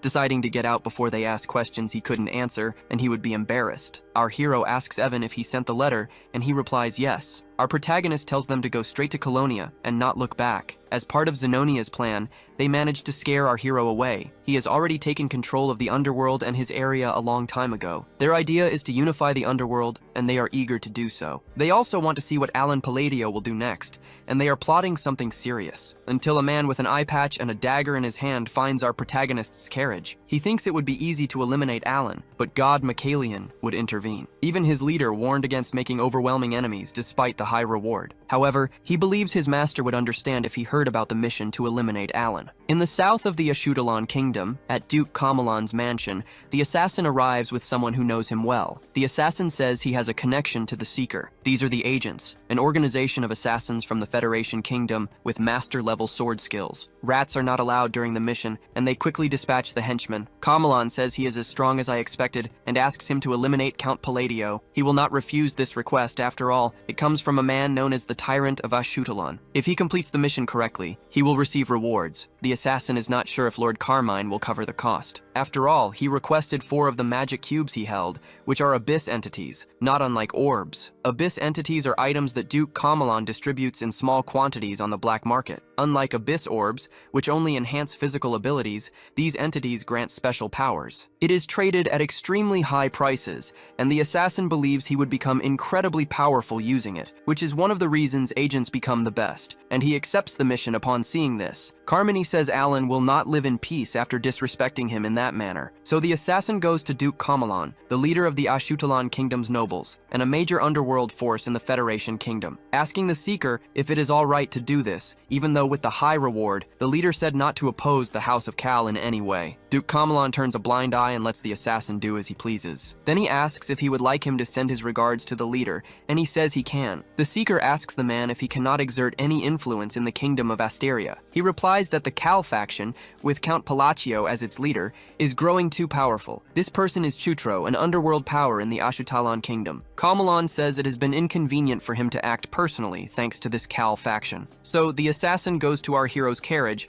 with the abyss entity he is to acquire, saying he holds no resentment towards Count Palacio. He is only doing this for the relic. When he moves to strike, his arm is ripped from his body, and then a massive blow from above slams down on him. One of the Sin Girls attacks him, declaring he will no longer be able to move. She raises a finger and utterly obliterates his body, bringing an end to this assassin who tried to eliminate the Great Moon, stating he would not have been eliminated by her if the target hadn't been Count Palatio. During the journey, they begin to feel intense heat, and 5 days pass. Evan asks if he doesn't want to practice his magic, but he cannot, as one mistake could turn into a catastrophe. In any case, joining the caravan was a good idea for the protagonist. After all, they are unfamiliar with the desert and are traveling alongside Lyanna Gullis. She is the daughter of the Red Magic Tower Master and a rank 4 mage. Our hero argues with her a bit and wishes for a moment of peace. Evan asks if he saw the pile of ice crystals hanging from her carriage. He knows the Red Magic Tower Master is a maniac, and it's best to stay away from his daughter. Meanwhile, an ambush occurs, and ninjas begin to cut down people with bladed weapons. One of them takes the red-haired woman hostage and tells everyone to listen to his proposal. He orders them to cooperate in silence or the worst will happen. They recognize the symbol of the Bloody Sand Bandits who are trying to capture Liam. They said the Tower Master's daughter was there, and he managed to find her. Because of her trauma, Liam can't breathe and tries to ask his name. Suddenly, she starts to feel cold and regains her breath. Then, Count Palatio appears, using the magical technique of the Snowlands. The Tower Master's daughter faced provocations because of her position and developed trauma. That's why, even as a rank 4 mage, she is very sensitive to energy. She thinks he barely has enough mana to reach rank 2,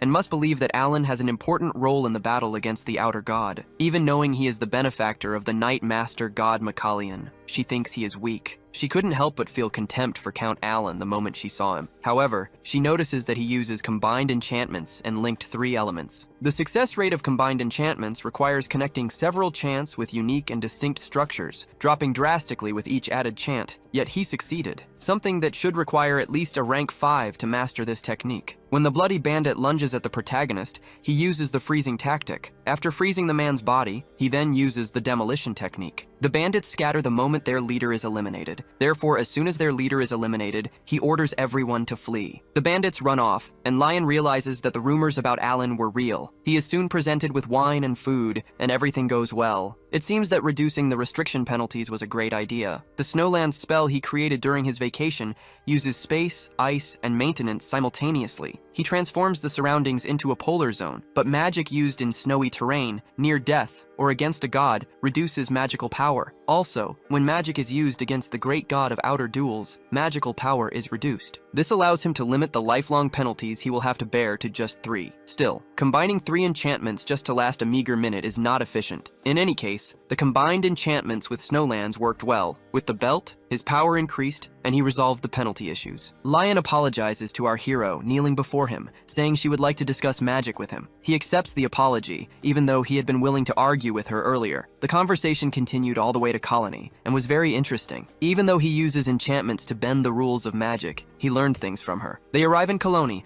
and she invites him to go to the conference. Our hero replies that he is not affiliated with any tower, and is not invited. She offers for him to join the Red Magic Tower, as she greatly enjoyed their conversation. He ends up accepting, and they will meet at the conference in Colony. Evan says he has already taken care of the luggage, and mentions the meeting point. Suddenly, people are slammed against a wall behind them. Lightning and magic also erupt, until he notices the presence of one of the 5 great sins. She embraces our hero and calls him Godfather. Seal Rang is happy to find him and says the place is full of bandits. However, she says she will take care of these scoundrels to protect our hero. She is one of Colony's 4 Baba Yagas, Seol Rang, the Golden Lightning. She was looking forward to the protagonist's arrival after his letter. People wonder who this man is, being treated so kindly by the Golden Lightning. Seol introduces her guild, comprised of people of her race. When they enter the castle, everyone greets the chief. Ralga tells her chief that nothing happened during her absence. He also welcomes Seol's guest of honor. She says she manages the staff, as they are family to her. Seol Rang says that he and Utia come right after that, as they are not blood relatives. She says they barely talk. and yet he is in third place, which surprises the protagonist. He thinks about how to bring up the topic, and Evan gives a lot of presents to sell. She gets very excited and decides to help our hero. Even though they are not family because he is her benefactor, she agrees to help, being able to gather her race because of him. At that moment, she notices something matching the description of the Golden Mane tribe's essence. Everyone is willing to help them without hesitation,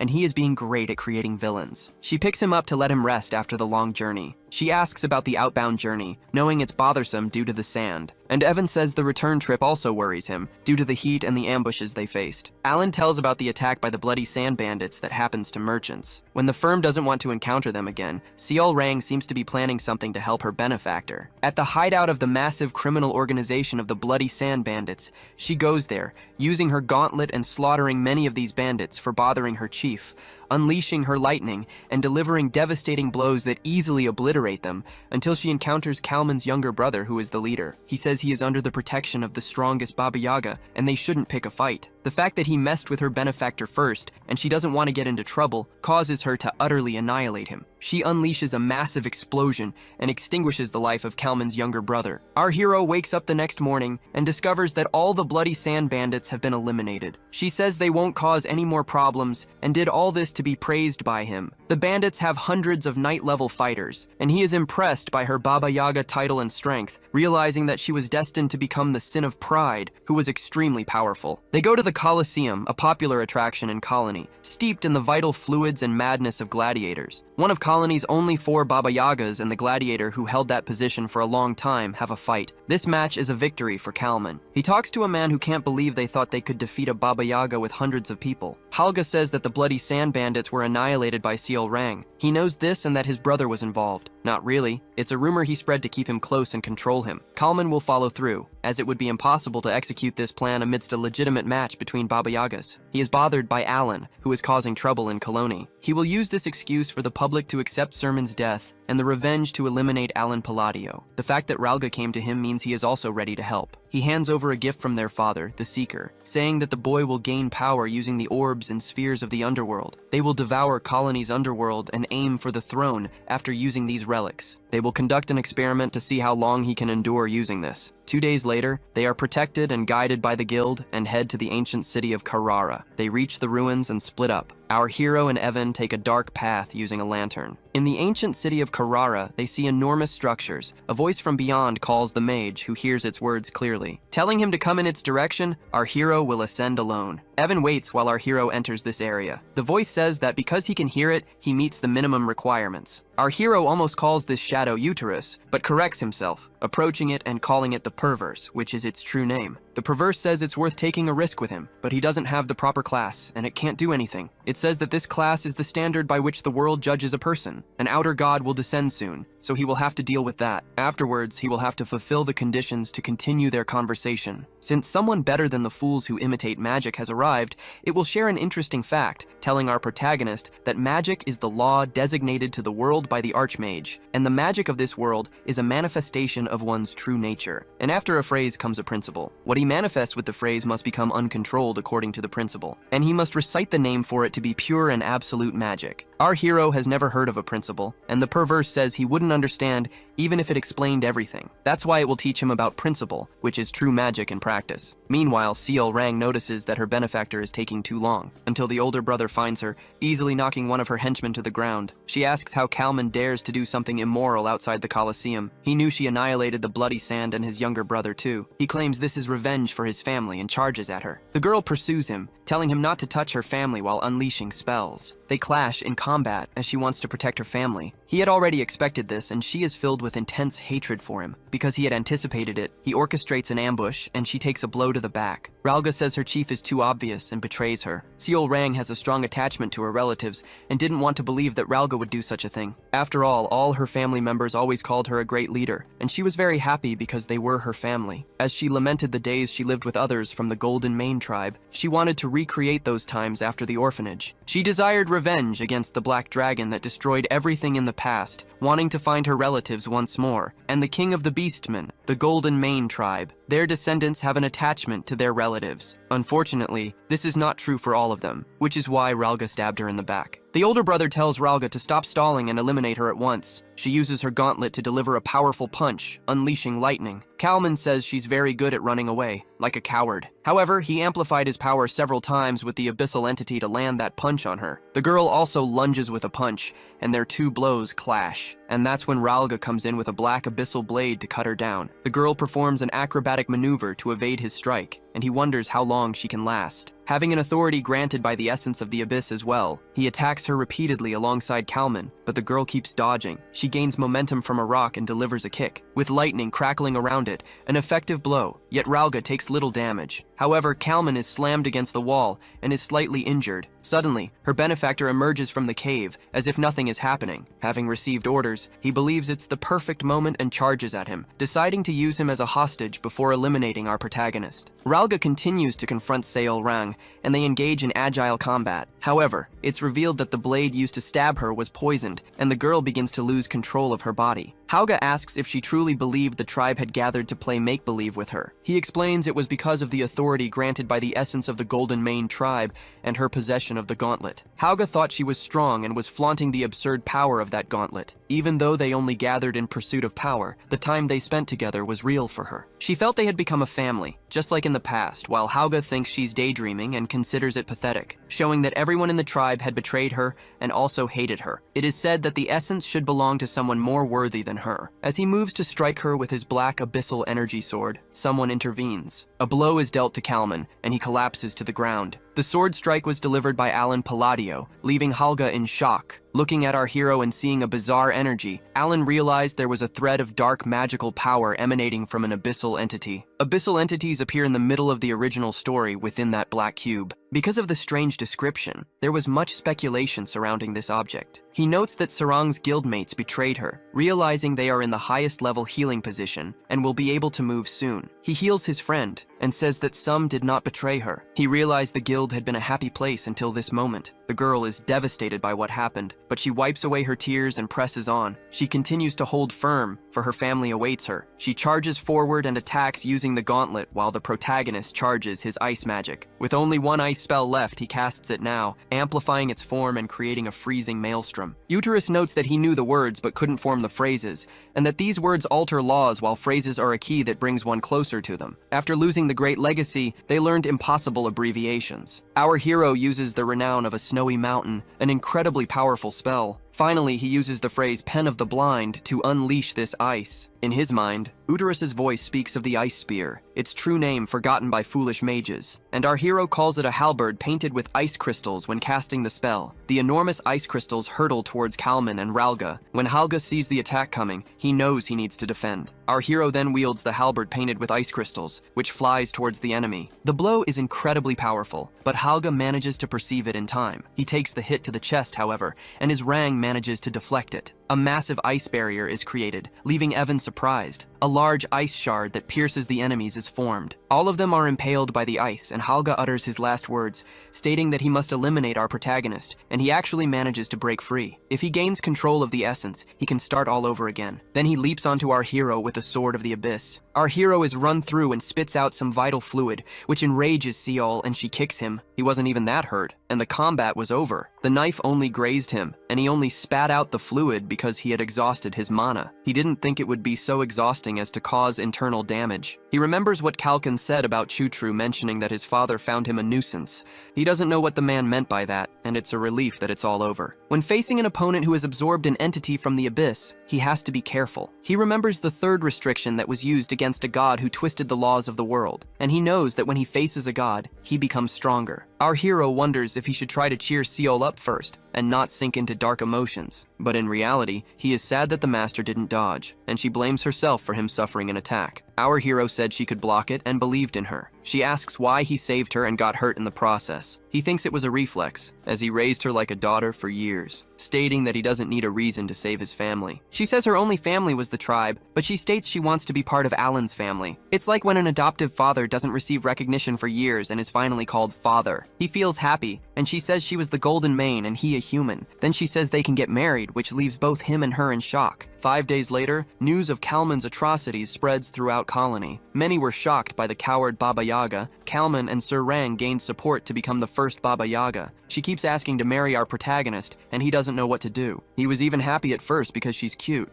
However, he said it was the 19th time she had asked, and he considers her only family. She said she would make her benefactor happy, and that they really should get married. Our hero, however, would already be very happy with sweet potatoes and a peaceful, noble life, and doesn't want to deal with that. Our hero thinks she will give up if he doesn't respond. Then they say goodbye, and the guild changed to further align with his ideals. When all of Sul's relatives became furious and worried about Halga's betrayal, merely gathering her tribe wasn't happiness. Even in a life or death situation, her ideal family is one where they believe in each other. She starts to be more careful and wants to create a guard to protect her benefactor. Only then can they be a happy family forever. Evan tells him that the Information Guild has no suspects other than Halga's men. Our hero doesn't want anything to happen to her after raising the girl so well. He was advised to watch out for the other outer gods for what's to come. He only knows about deities and doesn't know if anything beyond that will happen. Many questions are accumulating, and he remembers what the shadow told him. The Wicked One told him that the search for the tower on the far east of the fortress in Carrara was recorded in the past. It was the first time he could read this tablet with knowledge, but just like in the game, the gods are mentioned metaphorically. Nothing else he knows connects with the things he is reading. He wonders why the outer gods are used in reverse. After all, they are the gods of people's faith or from other worlds. While the true gods referred to, there are the 5 cardinal sins. This stone tablet records the 5 cardinal sins as outer gods. This doesn't leave his mind, as it's very confusing. Furthermore, news arrives that Deus defeated the first sword Reinhardt. Our hero didn't expect him to become so strong in half a year, and the boy has absurd talent. Meanwhile, Rena became a member of the 3 councils that decide Lartania's policies, and Radon unified 5 archipelagos as the Pirate King. He has a bounty in the millions, just like the first pirate king in history. He went from a Somali pirate to a Somali pirate king. And Utia is declaring war against another chief. After all, Seal announced at the meeting that he would marry the Great Moon, leaving everyone shocked and Utia filled with extreme hatred. Uthia notices that her Rang is trying to exaggerate as always, while she insists she will marry him and be a great wife. Uthia says that's not possible, as they are all his shadows. She tries to argue against Uthia, who retorts by saying they will stay by his side and not marry him. SEO says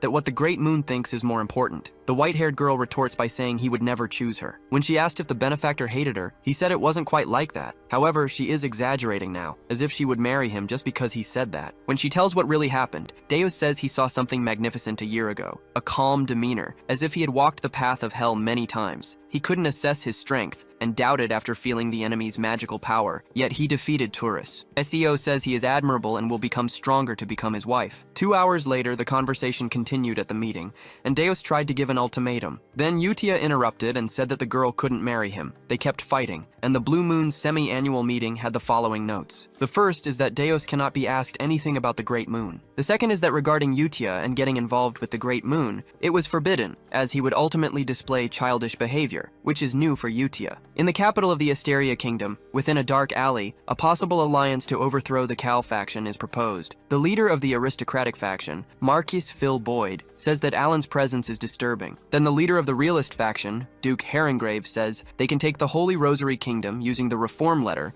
which is the center of religion and the Holy Rosary Kingdom itself. They can send letters across nations to anyone suspected of heresy. For it to be sent, several cardinals must support it, which gives this letter its power. It would be a ruthless pretext, and the demands are half of the cardinals' bribe. They agree and conclude the discussion with the cardinals. This plan will soon come to fruition. They will leave the remaining steps to the cardinals and make a toast as the unified faction comes into being. Despite having 8 subordinates to the Saint and the Pope, they are very busy, and he believes this is only the second time they have met. He greets Cardinal Sergios and would like to borrow his name for a reform letter to Count Palatio, saying it wouldn't be a bad proposal for the cardinal and could create a pretext for Alan's heresy. However, he is asking this of Cardinal Utia, who is none other than Alan Palatio's daughter. She maliciously asks if he wants to use her name to draft a reform letter and bury the Count. In response, the priest says they will focus on Cardinal Viandra's suspicious death. In her position, she should understand, and he wants to keep the bribe for himself, able to use the money lavishly. However, he takes a blow from Utia and crashes to the ground, injured. She is enraged by his suggestion to eliminate the man she reveres most. As she begins to unleash her energy and magic to torture him, people around them sense it. She tells him that no one will come to save him, even if he screams. He is tortured, his body losing vital fluids, yet she does not stop. She wields her magic to torment him further. He screams for her to stop, but she doesn't. He kneels and begs for his life. He pleads for her to end him quickly, but she refuses. She declares that for trying to harm Alan, he will be punished. She begins to drain his soul, and we see several black tentacles erupting from her. She tells him he must acknowledge his sins to be forgiven. A month after returning from the desert, the preparations are almost complete. He began his preparations to attend the magic conference. As the leader of a faction and a county, he will investigate entities from the abyss and outer gods. He obtains a certificate attesting to his position as a faction leader and a legitimate salary. The amount far exceeded what he could have expected. Before the deposit, he was short on money, and now he wants to fulfill this role and earn even more. He has no idea how a faction is structured to earn so much money. The modern man's panacea is money, so he ended up selling himself. This is the true magic of capitalism in this era. At the Vritium Marquisate conference venue,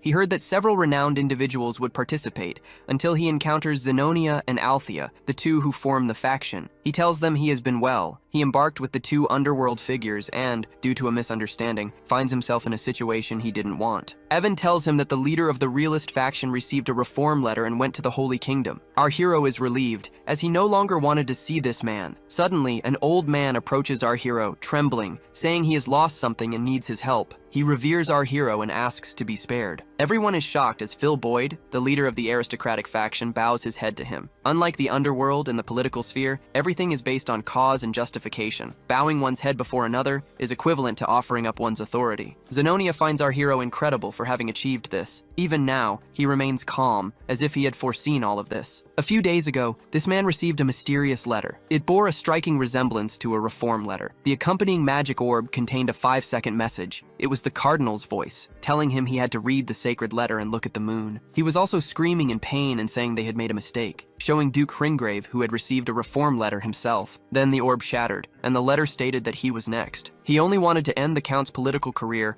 and doesn't understand why this happened. Receiving a reform letter means the end of one's political life, and safety should not be in danger, as he was not a heretic. However, Duke Hringrave, with no ties to heretics, suffered the consequences, making the Marquis believe that Alan is behind this, and that the real problem is that he is the next target. He only wanted to live the rest of his life in peace, so he knelt before Alan, stating that he would abandon political life and let it end with just the reform letter. Our hero asks what kind of scheme the two girls had concocted, and if they were truly showing their real faces as the masterminds behind Asteria. In fact, they hadn't planned anything and thought the Count was the mastermind behind it all. And so, suspicions that Altea and Zenonia had placed Count Palacio as the leader of the Kalpa for their own interests were clarified. 3 days after the assembly began, he departed for the east, participating in the magic conference. They heard about the reform letter that Marquis Philboyd received and that he went to the Rosary. Our hero tells Evan that he didn't send that letter, and that day he said he would try to be tolerant and permissive. In reality, he just wanted to get out of that awkward situation as quickly as possible. They travel to Lartania, the city of labyrinths, which holds many possibilities for exploration. This being home to the 5 great guilds, he is famous there for having taken down 1,000 men by himself, and that the guild leaders are superhuman. The leader of the Ironblood Guild is Aldrich, and his guild wants to capture a monster on the 20th floor. They received a huge advance payment and are in a strange area. They think it will be a trap, but he has already explored over 50 floors, and it will be easy to escape. They go to the 20th floor of the labyrinth, and the girl points to a strange man, noticing it's a goblin from behind, and that it's the weakest monster they could encounter. However, they notice his clothes seem to be from the east, and he is a bit strange. This green-skinned, white-haired man says they are making too much noise. He makes a gesture with his finger and wipes them all out instantly. The faction leader is shocked and charges at him,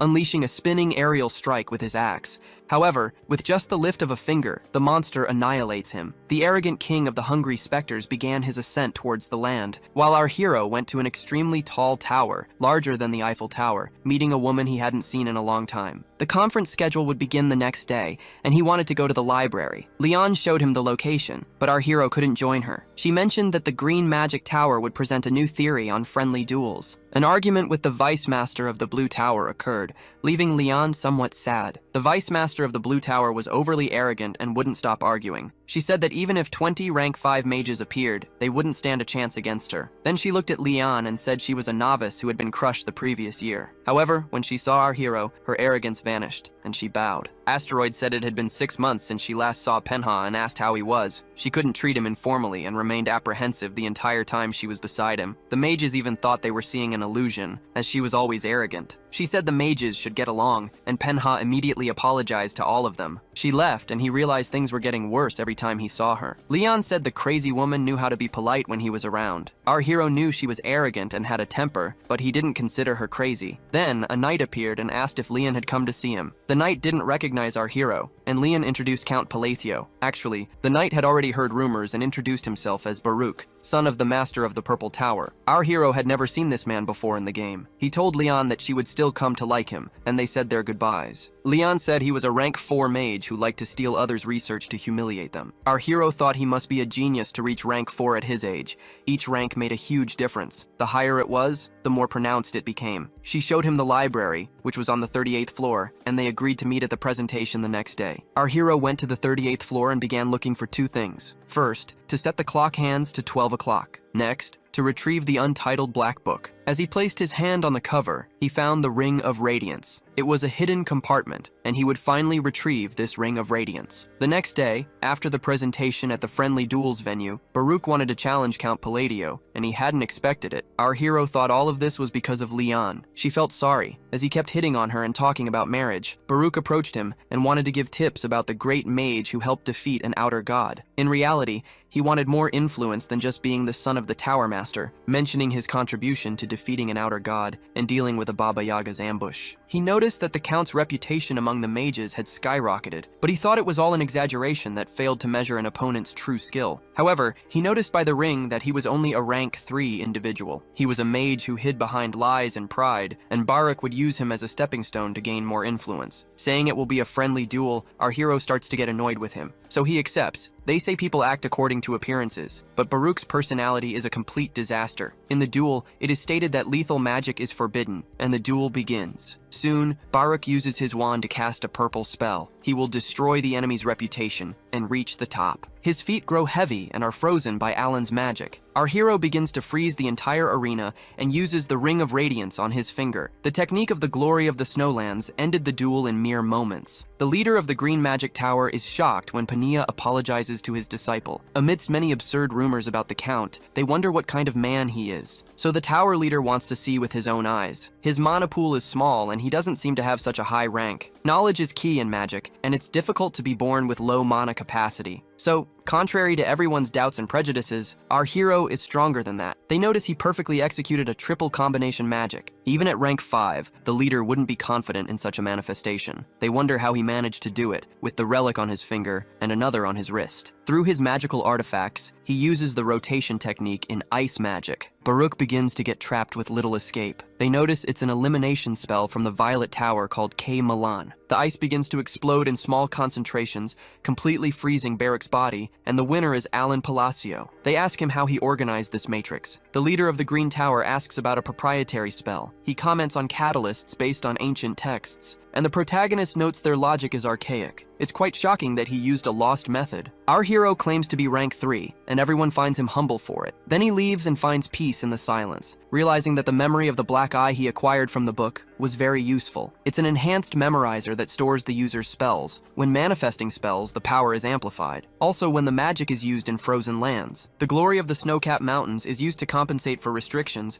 and consumes 3 of the 5 magic slots. However, when he uses the ring with a black box, it provides massive amplification. Thus, he uses all 5 slots as he pleases, and he finally understood the Glory of the Snow-Capped Mountains. It's a spell whose effect is to freeze the surrounding air at the moment of manifestation. He remembers the Wicked One speaking of the sentences for the keys that access the laws of magic, and that when he understands the sentence, it allows him to interfere with the laws themselves, instead of just altering properties. Our hero used to use an enchantment merely as a mana enhancer. Now he will rest and prepare for the evening conference. On the 38th floor, he arrives on time and solves the enigma. He doesn't panic upon hearing that voice from beyond and manages to solve a great riddle. This is the one who inspired fear and adoration in the Reperturbo world, the assassin Eternal Terror, known as the Chalice of the Primordial, the first human to reach rank 8 since the era of Forgotten Gods. He is Archmage Hankel. One wrong move, and it would be the end for our protagonist. Players called Hankel the Retry Witch. To get the items, he would need to choose the correct dialogue options. If he chose incorrectly, he would die instantly. Moreover, if specific items were favored. She was called the Dirty Milk Witch for instantly eliminating players. Our hero felt the essential pressure radiating from her. He had already begun preparing his defenses until she saw something behind him, feeling a nefarious presence and seeing a red eye. Seeing her speechless, the protagonist thinks something was lost in translation. He isn't seeing things as he did in the game, and she is actually very short. She gets scared and hands him something. The girl disappears as quickly as possible, as if she were afraid of him. Our hero doesn't complain, as he got the gift very easily. The day after the friendly match, he attends the conference presentations. The protagonist thought studying with Lion was better than studying alone. He was familiar with magic control, and Lion had an exceptional magical arrangement, so it was very useful. However, she was always impressed that he was only rank 3. He thinks about starting to use rank 4 magic now that he is very advanced. On the 4th day, it is said that an outer god appeared in the Lartania labyrinth. This caused changes in the labyrinth, and the Information Guild estimates he appeared a week ago. Our hero asks Evan to send a letter for them to leave immediately. Penha is surprised that our hero is leaving so quickly. She asks him to have a good trip, and they leave. Although she went to say goodbye, she didn't seem that sad about his departure. Several days after leaving the strangely cheerful Pania behind, in the city of Lartania, of the labyrinths, they arrive by carriage. Evan heard that Hina is rising to the top very quickly. A universal truth is that anything is possible with money. He heard that magical tool appraisers had great influence. Although this is why he is at a loss, he wants to make a request to her. He said he has an urgent situation and wants the girl to know that Count Palladio has arrived. The man gets annoyed, as many pushy clients arrived today claiming to be important, and says he will pay 3,000 gold coins if he wants to enter without an appointment. Our hero knows this is the price of an entire mansion, and says it will take 10 months to meet with Rene. Then, Livald Greystone, the son of the Lord of Lartania, appears. He hands over a bag of money to enter and speak with her, until Rinny appears and says no one needs to enter the castle. She punches the daddy's boy who is bothering her. She says she was waiting for her godfather and bows to Alan. Her employee notices that she is always impartial and polite, but now she even bows. She tells the pushy man to leave, who is trying to get close to her. He says he has deep ties with the 3 councils and that she will regret doing this. Our hero thinks he caused some kind of trouble for her, but the girl ignores it. They heard that the Lord spoils his son obsessively. She also received Alan's letter and notes that the girl is very reliable. Despite the earlier confusion,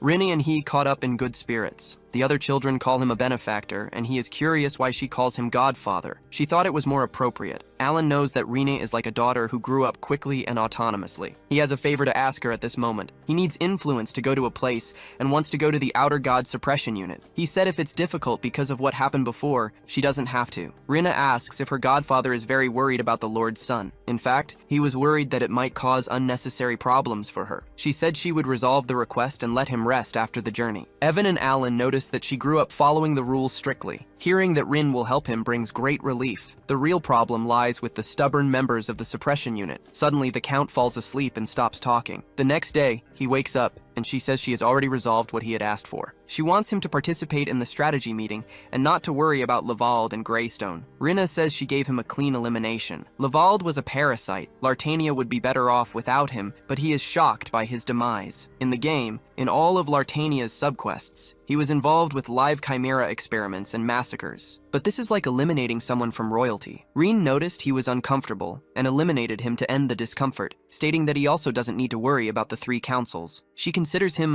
even if she considers him a godfather, he thinks it's an exaggeration for her to do all this. After all, she is a variable at the moment and wonders how she fought against the mercenaries. He asks if it will be a problem, as her attitude was a bit inappropriate. Our hero notices she's a bit sad, and she made sure there were no loose ends for him. He understands this means they have different ways of thinking. Our hero realizes she isn't sad about what she did. She's just embarrassed to be in front of her godfather. He asks her not to do anything that would threaten his current life. She then understands this is her duty and doesn't see it as a problem. She tells our hero she'd like to show him the Lurker's Eye while he's there. She has been collecting marks without issue using the Lurker's Eye. Our hero knows this increases the power of artifacts with a black mark. It was a normal support artifact that shouldn't have any other function. It evaluates items below a certain mana threshold. The place's fame is because of this, and that's why she was being nice to him. After 400, the collection speed decreases, and she'll only be able to finish collecting in years. Our hero doesn't know exactly what she's collecting, and she says she's finished giving him the report. They go to the meeting room, and he meets with the Outer Deso Suppression Unit. He meets the leader of the fourth of the great guilds of ancient trackers. Mayan thinks the rumors are exaggerated,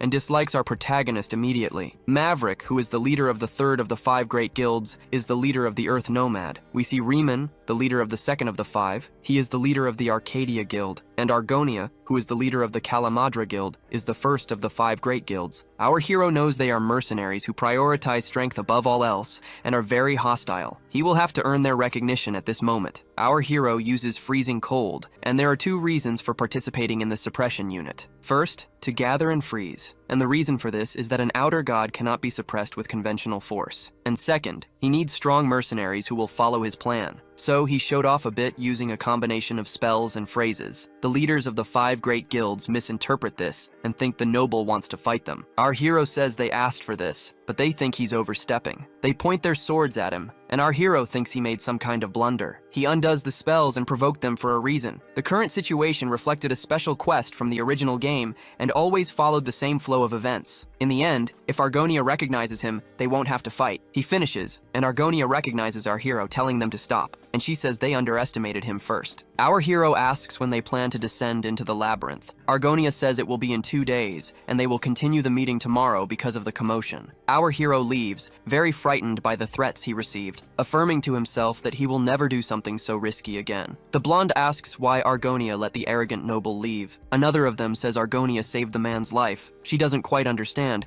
but if the attack had landed, Maverick would have died. A voice tells her daughter that when the black eye reveals itself in the night sky, never acknowledge it, and if possible, she must rip out his memories. A great dragon told this to Argonia, his daughter, instructing her to keep it in mind for some day. She is sure that this is what her mother warned her about hundreds of years ago. She wonders who exactly that human is, as she saw a very strange eye behind him. The next day, he was worried about how the meeting would go. They decide to follow the Count's plan without any complaints, making it a pleasant meeting that ends in unanimous decisions. Hinan, however, does nothing, and Mian remains quiet. He thinks his plan to use his game knowledge turned out to be very useful. They finish their preparations and begin descending into the labyrinth to get rid of the monsters. Looking closely, our hero certainly wouldn't have come there alone. Miao asks if our hero doesn't like beastmen. The Count said no and demonstrated discrimination. She asks if he doesn't want to make a feline baby with her. She said they had come to understand what they needed to know about each other. Our hero is shocked, as she said something very absurd, but she is a useful member of the team. She claims to know how strong he is, and the cat tribe values strength above all else. However, he refuses to make a feline child with her. Rena says that was a very vulgar thing to say to her godfather,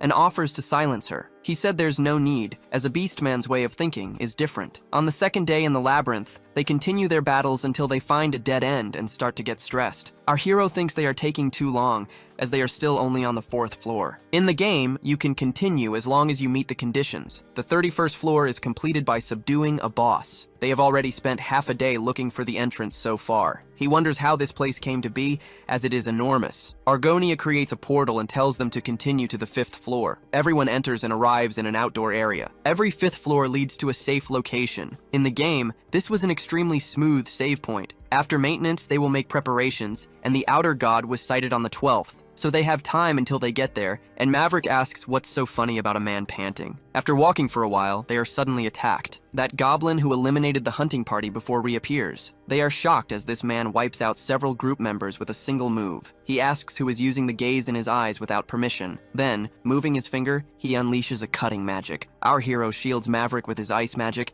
tells him to pull himself together, and tries to freeze the enemy. This villain recognizes that Alan is doing something very interesting. Our protagonist recognizes Kalis as he had seen him in the RPG game. He was insignificant, but he sought knowledge and broke the laws. He reached the divinity class on his own, becoming the king of hungry demons. When Alan recognizes him and calls his name, the demon reacts more cheerfully. According to the report, he should have arrived there in 3 days. Kalis claims to be in a good mood and will show mercy to everyone around him. However, he tells them to leave and they will live. Our hero tells everyone to prepare for a difficult fight. Things are different from how they were with Turibus, with the mercenaries well prepared, and his incarnation state hasn't progressed that much. Kalis says that if they are going to drink poison, he will join them all, descending and attacking with his absurd cutting magic. The blow begins to destroy everything, but the mercenaries emerge alive and charge at him. He notices that one of them uses a sword of dissipation, which is quite intriguing. The magic works on outer gods who have not become incarnate divinities, noticing that they have the correct preparation and continue attacking him. However, Kalis dodges while they eliminate the goblins from the area. Time is crucial, and they must end this as quickly as possible to get out alive. Our hero uses the ice, the form, and the renown of the Misty Mountain, but this time he uses the Pen of the Blind, firing a large, powerful ice stake from his finger. Rhine uses an enchantment through her book, and iron chains emerge from portals. The chains try to pierce Kalis, but he manages to dodge. Our hero uses the halberd painted with ice crystals, which goes straight for the demon. Alan knows he will die if the attack hits him. However, Kalis makes an X sign with his fingers and cancels his attack. The monster says he received the attack and calls our hero an insect. Alan is utterly shocked to see the halberd painted with ice crystals severed. The villain says the human knows nothing and will be brought down to his level. Although imperfect in his current state, it will be fun. He uses a spell with the word release, then tremble, and black tentacles begin to surge towards the mercenaries. Finally, he uses expand, which makes this magic grow in size, eliminating some humans in the area. Finally, he uses the unknown principle, emitting an enormous flash that carves a crater into the ground. The mercenaries wonder what just happened, and he unleashes another cut with his finger. They cannot dodge the attacks coming from above. Mian will try to save one of his friends. He has high expectations for how Alan will entertain him. Our hero didn't know Kalis could use phases and chants, and he is shocked, realizing a vast difference not only in abilities, but also in information and battle plans. They are losing in every sense, especially in power. All he can do is use the renown of a misty mountain, unleashing his magic to its maximum potential. He uses the phrase of resolution and the ring on his finger. Finally, he uses the phrase revolution, and the magic expands, forming a ring of ice. He is using it at high speed and in exorbitant numbers. He realizes it's helping, working, and asks Rhine for help, as if belittling their determination. Our hero gets angry at this, as if it were a cat playing with a mouse. He watched the amusement as they grew desperate. Our hero couldn't stop thinking about defending himself from his invisible slashing attacks. Expending a lot of magic, even his hands became frozen. He uses 5 mana potions, and the side effects appear. When Kalis approaches, he tells Rhine to act with her chains. She performs another enchantment using a book and the portals. Our hero uses the Pen of the Blind again, and all its phrases, reducing one of the penalties, as he could gain the ability to twist the laws of the world with another restriction. But he cannot do this lightly, as he begins to feel the side effects. He remembers the Wicked One telling him to find a way to extract all of this, and he uses his last resort. The Wicked One said that when it came to magic of this world, after the phrase came the principle. Finally, the manifestation of one's true nature, and everything our hero had experienced, he wondered what could surpass the principle. He looked for a clue and found the answer in a mark. Realization and illusion come from the same root. When he achieves this, he will receive the key. This is the voice from beyond, belonging to someone unknown at the moment. When he does exactly what the voice commanded and finds his essence, Kylius is shocked, finding it very unsettling, and unleashes another invisible slashing attack, severing Reiner's chains until our hero places his hand on her arm, taking a deep cut to his own arm that wounds him severely. As soon as Bodazri's sign is complete, what was once a spear transforms into a key. We see the large ice crystal turning into a key, and it fixes itself into the crystals and turns. Thus, he uses the ice crystal painted halberd, placing his hand under his finger with the magical artifact. The key begins to turn, creating a gigantic ice magic. The glacier reaches the level of the plains, so high and massive it is. Magic is a law of the world decided by mages. Following the will of an architect, like the law of the pen, is an unnatural alteration of these laws. Our hero sees the great glacier he created and believes this is self-expression. However,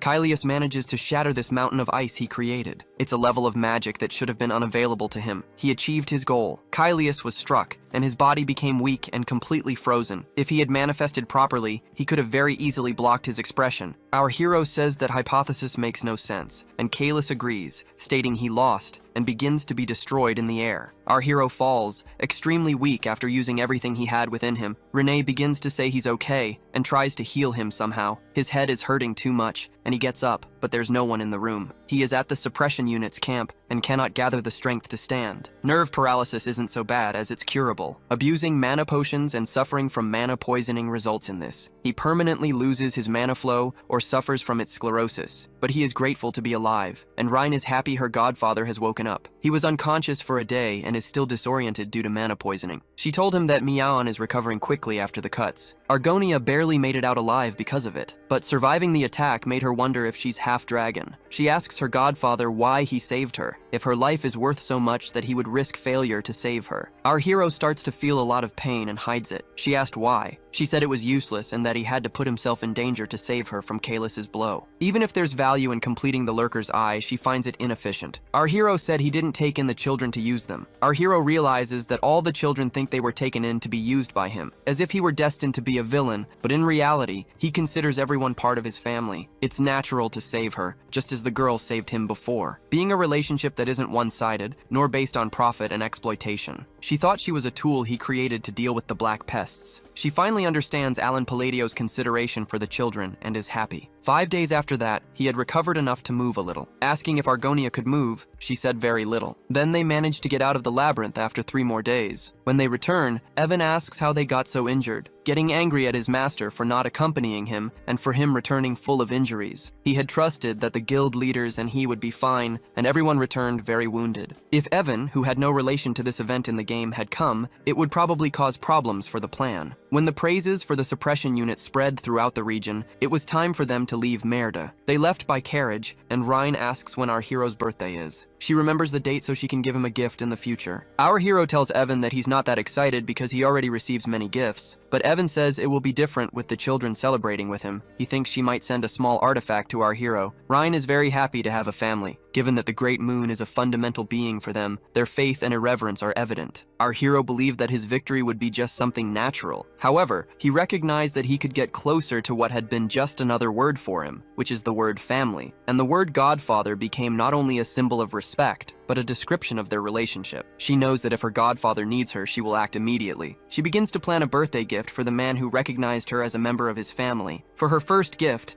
the Lord's castle will suffice in her view. As summer passed through the palace territory, winter arrived. He recovered from the poisoning symptoms and caught up on the piles of territorial work. Evan says a package arrived from the Altia estate and a communication crystal. The girl contacts him to say they will make a report for him. This is Duke Altia, and he is now the faction leader and won't get used to a duke bowing to account. She tells how the Cal faction has been operating and handled the matters he requested. As of yesterday, the underworld of the Asteria Kingdom is under their faction's control. She congratulates our hero after he said they should clean up the underworld first. He said that without much thought, and things became reality. The underworld has countless organizations and was almost impossible to control. That's why he said something without much pretension. She said it was much easier because he had overthrown the leaders of the royalist and aristocratic factions. Our hero thought it was them, not him, but it was the other way around. She asks if the next step is to overthrow the king. Our hero asks them to keep things as they are, and they conclude the report and the meeting. He went from a master of shadows to the ruler of the underworld in the blink of an eye. An invitation to the royal ball arrives for Alan Palladio. His Majesty the King himself orders that the news be sent to him and that he be invited to the ball. All our hero wanted was a carefree, noble life. Not this anymore. Someone goes to the 5th floor of the labyrinth and didn't expect our hero to get so far, finding it very interesting and wondering if he'll endure next time. Meanwhile, he wondered why the queen had summoned him and knew it was because of the Cal faction. Asteria's 8th monarch, Cyan Cretinia, is the bearer of the Golden Archives, an ability passed down through the royal lineage. She possesses the ability to inherit information like game data, allowing her to pass her strength to the next generation. The existence of this ability is a powerful symbol of royal authority. When the 5 cardinal sins appear in Asteria in the game, she briefly joins the player's team and demonstrates incredible power. And now this queen will take action because of underworld dealings. Cyan was popular,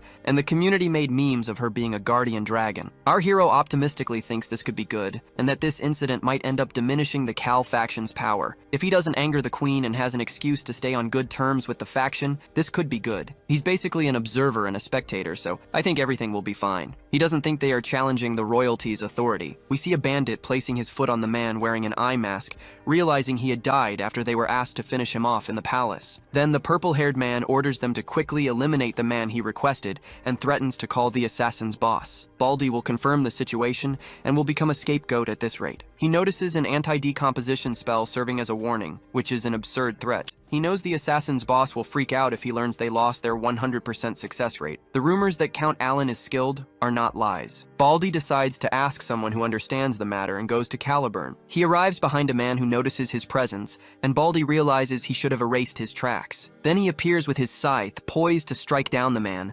demanding information about Count Palacio. Even though he is his benefactor, with his life at risk, it's inevitable that he won't help him. As he moves to threaten God Michaelian, a wire appears around his neck. He looks up and notices people trapped in spiderwebs. They are evil, cursed spirits. God Michaelian notices that this bald man is also one of these agents of evil. Soon, the wires begin to bind him, preventing him from attacking God. He is severely wounded, and Michaelian is the man controlling these wires. Meanwhile, our hero attends the meetings and hears many absurdities, Essio wanting to marry him, and other discussions taking place. They notice that Renee is trying hard to calm Seorang, which is very unusual, so Renee's would like to make a proposal to Yucha. They also want to send report letters about the lurking eye. She wants to report this personally, and Yucha asks if she is doing a bad job. However, Renee's would like to convey this personally to our hero, as well as reports about her, and suddenly they notice she is smiling a lot. God Michaelian returns, stained with vital fluids, and apologizes for the delay. Before they begin the meeting,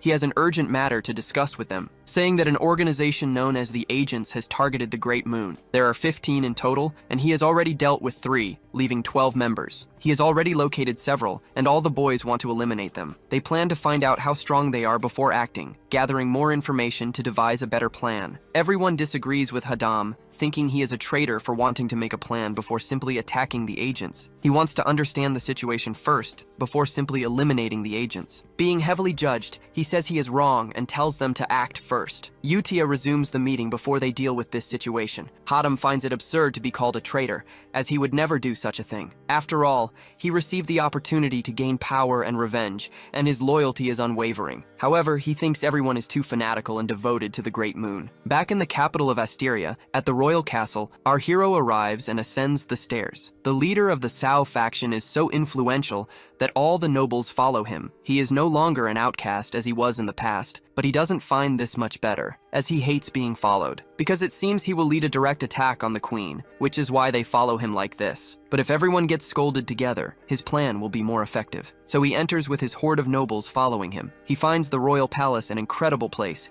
and notices that the aristocratic and royalist factions are obvious. They came along because they think the Chaos faction will get scolded by the queen. All he will do is listen to the scolding and bow his head if that happens. He arrives and greets the great ruler who leads Asteria. The queen of Asteria, Cian Cretinia, asks if he is Count Palladio. The factions he defeated begin to get excited about the scolding he is about to receive. Then she grants him the title of Marquis at this moment.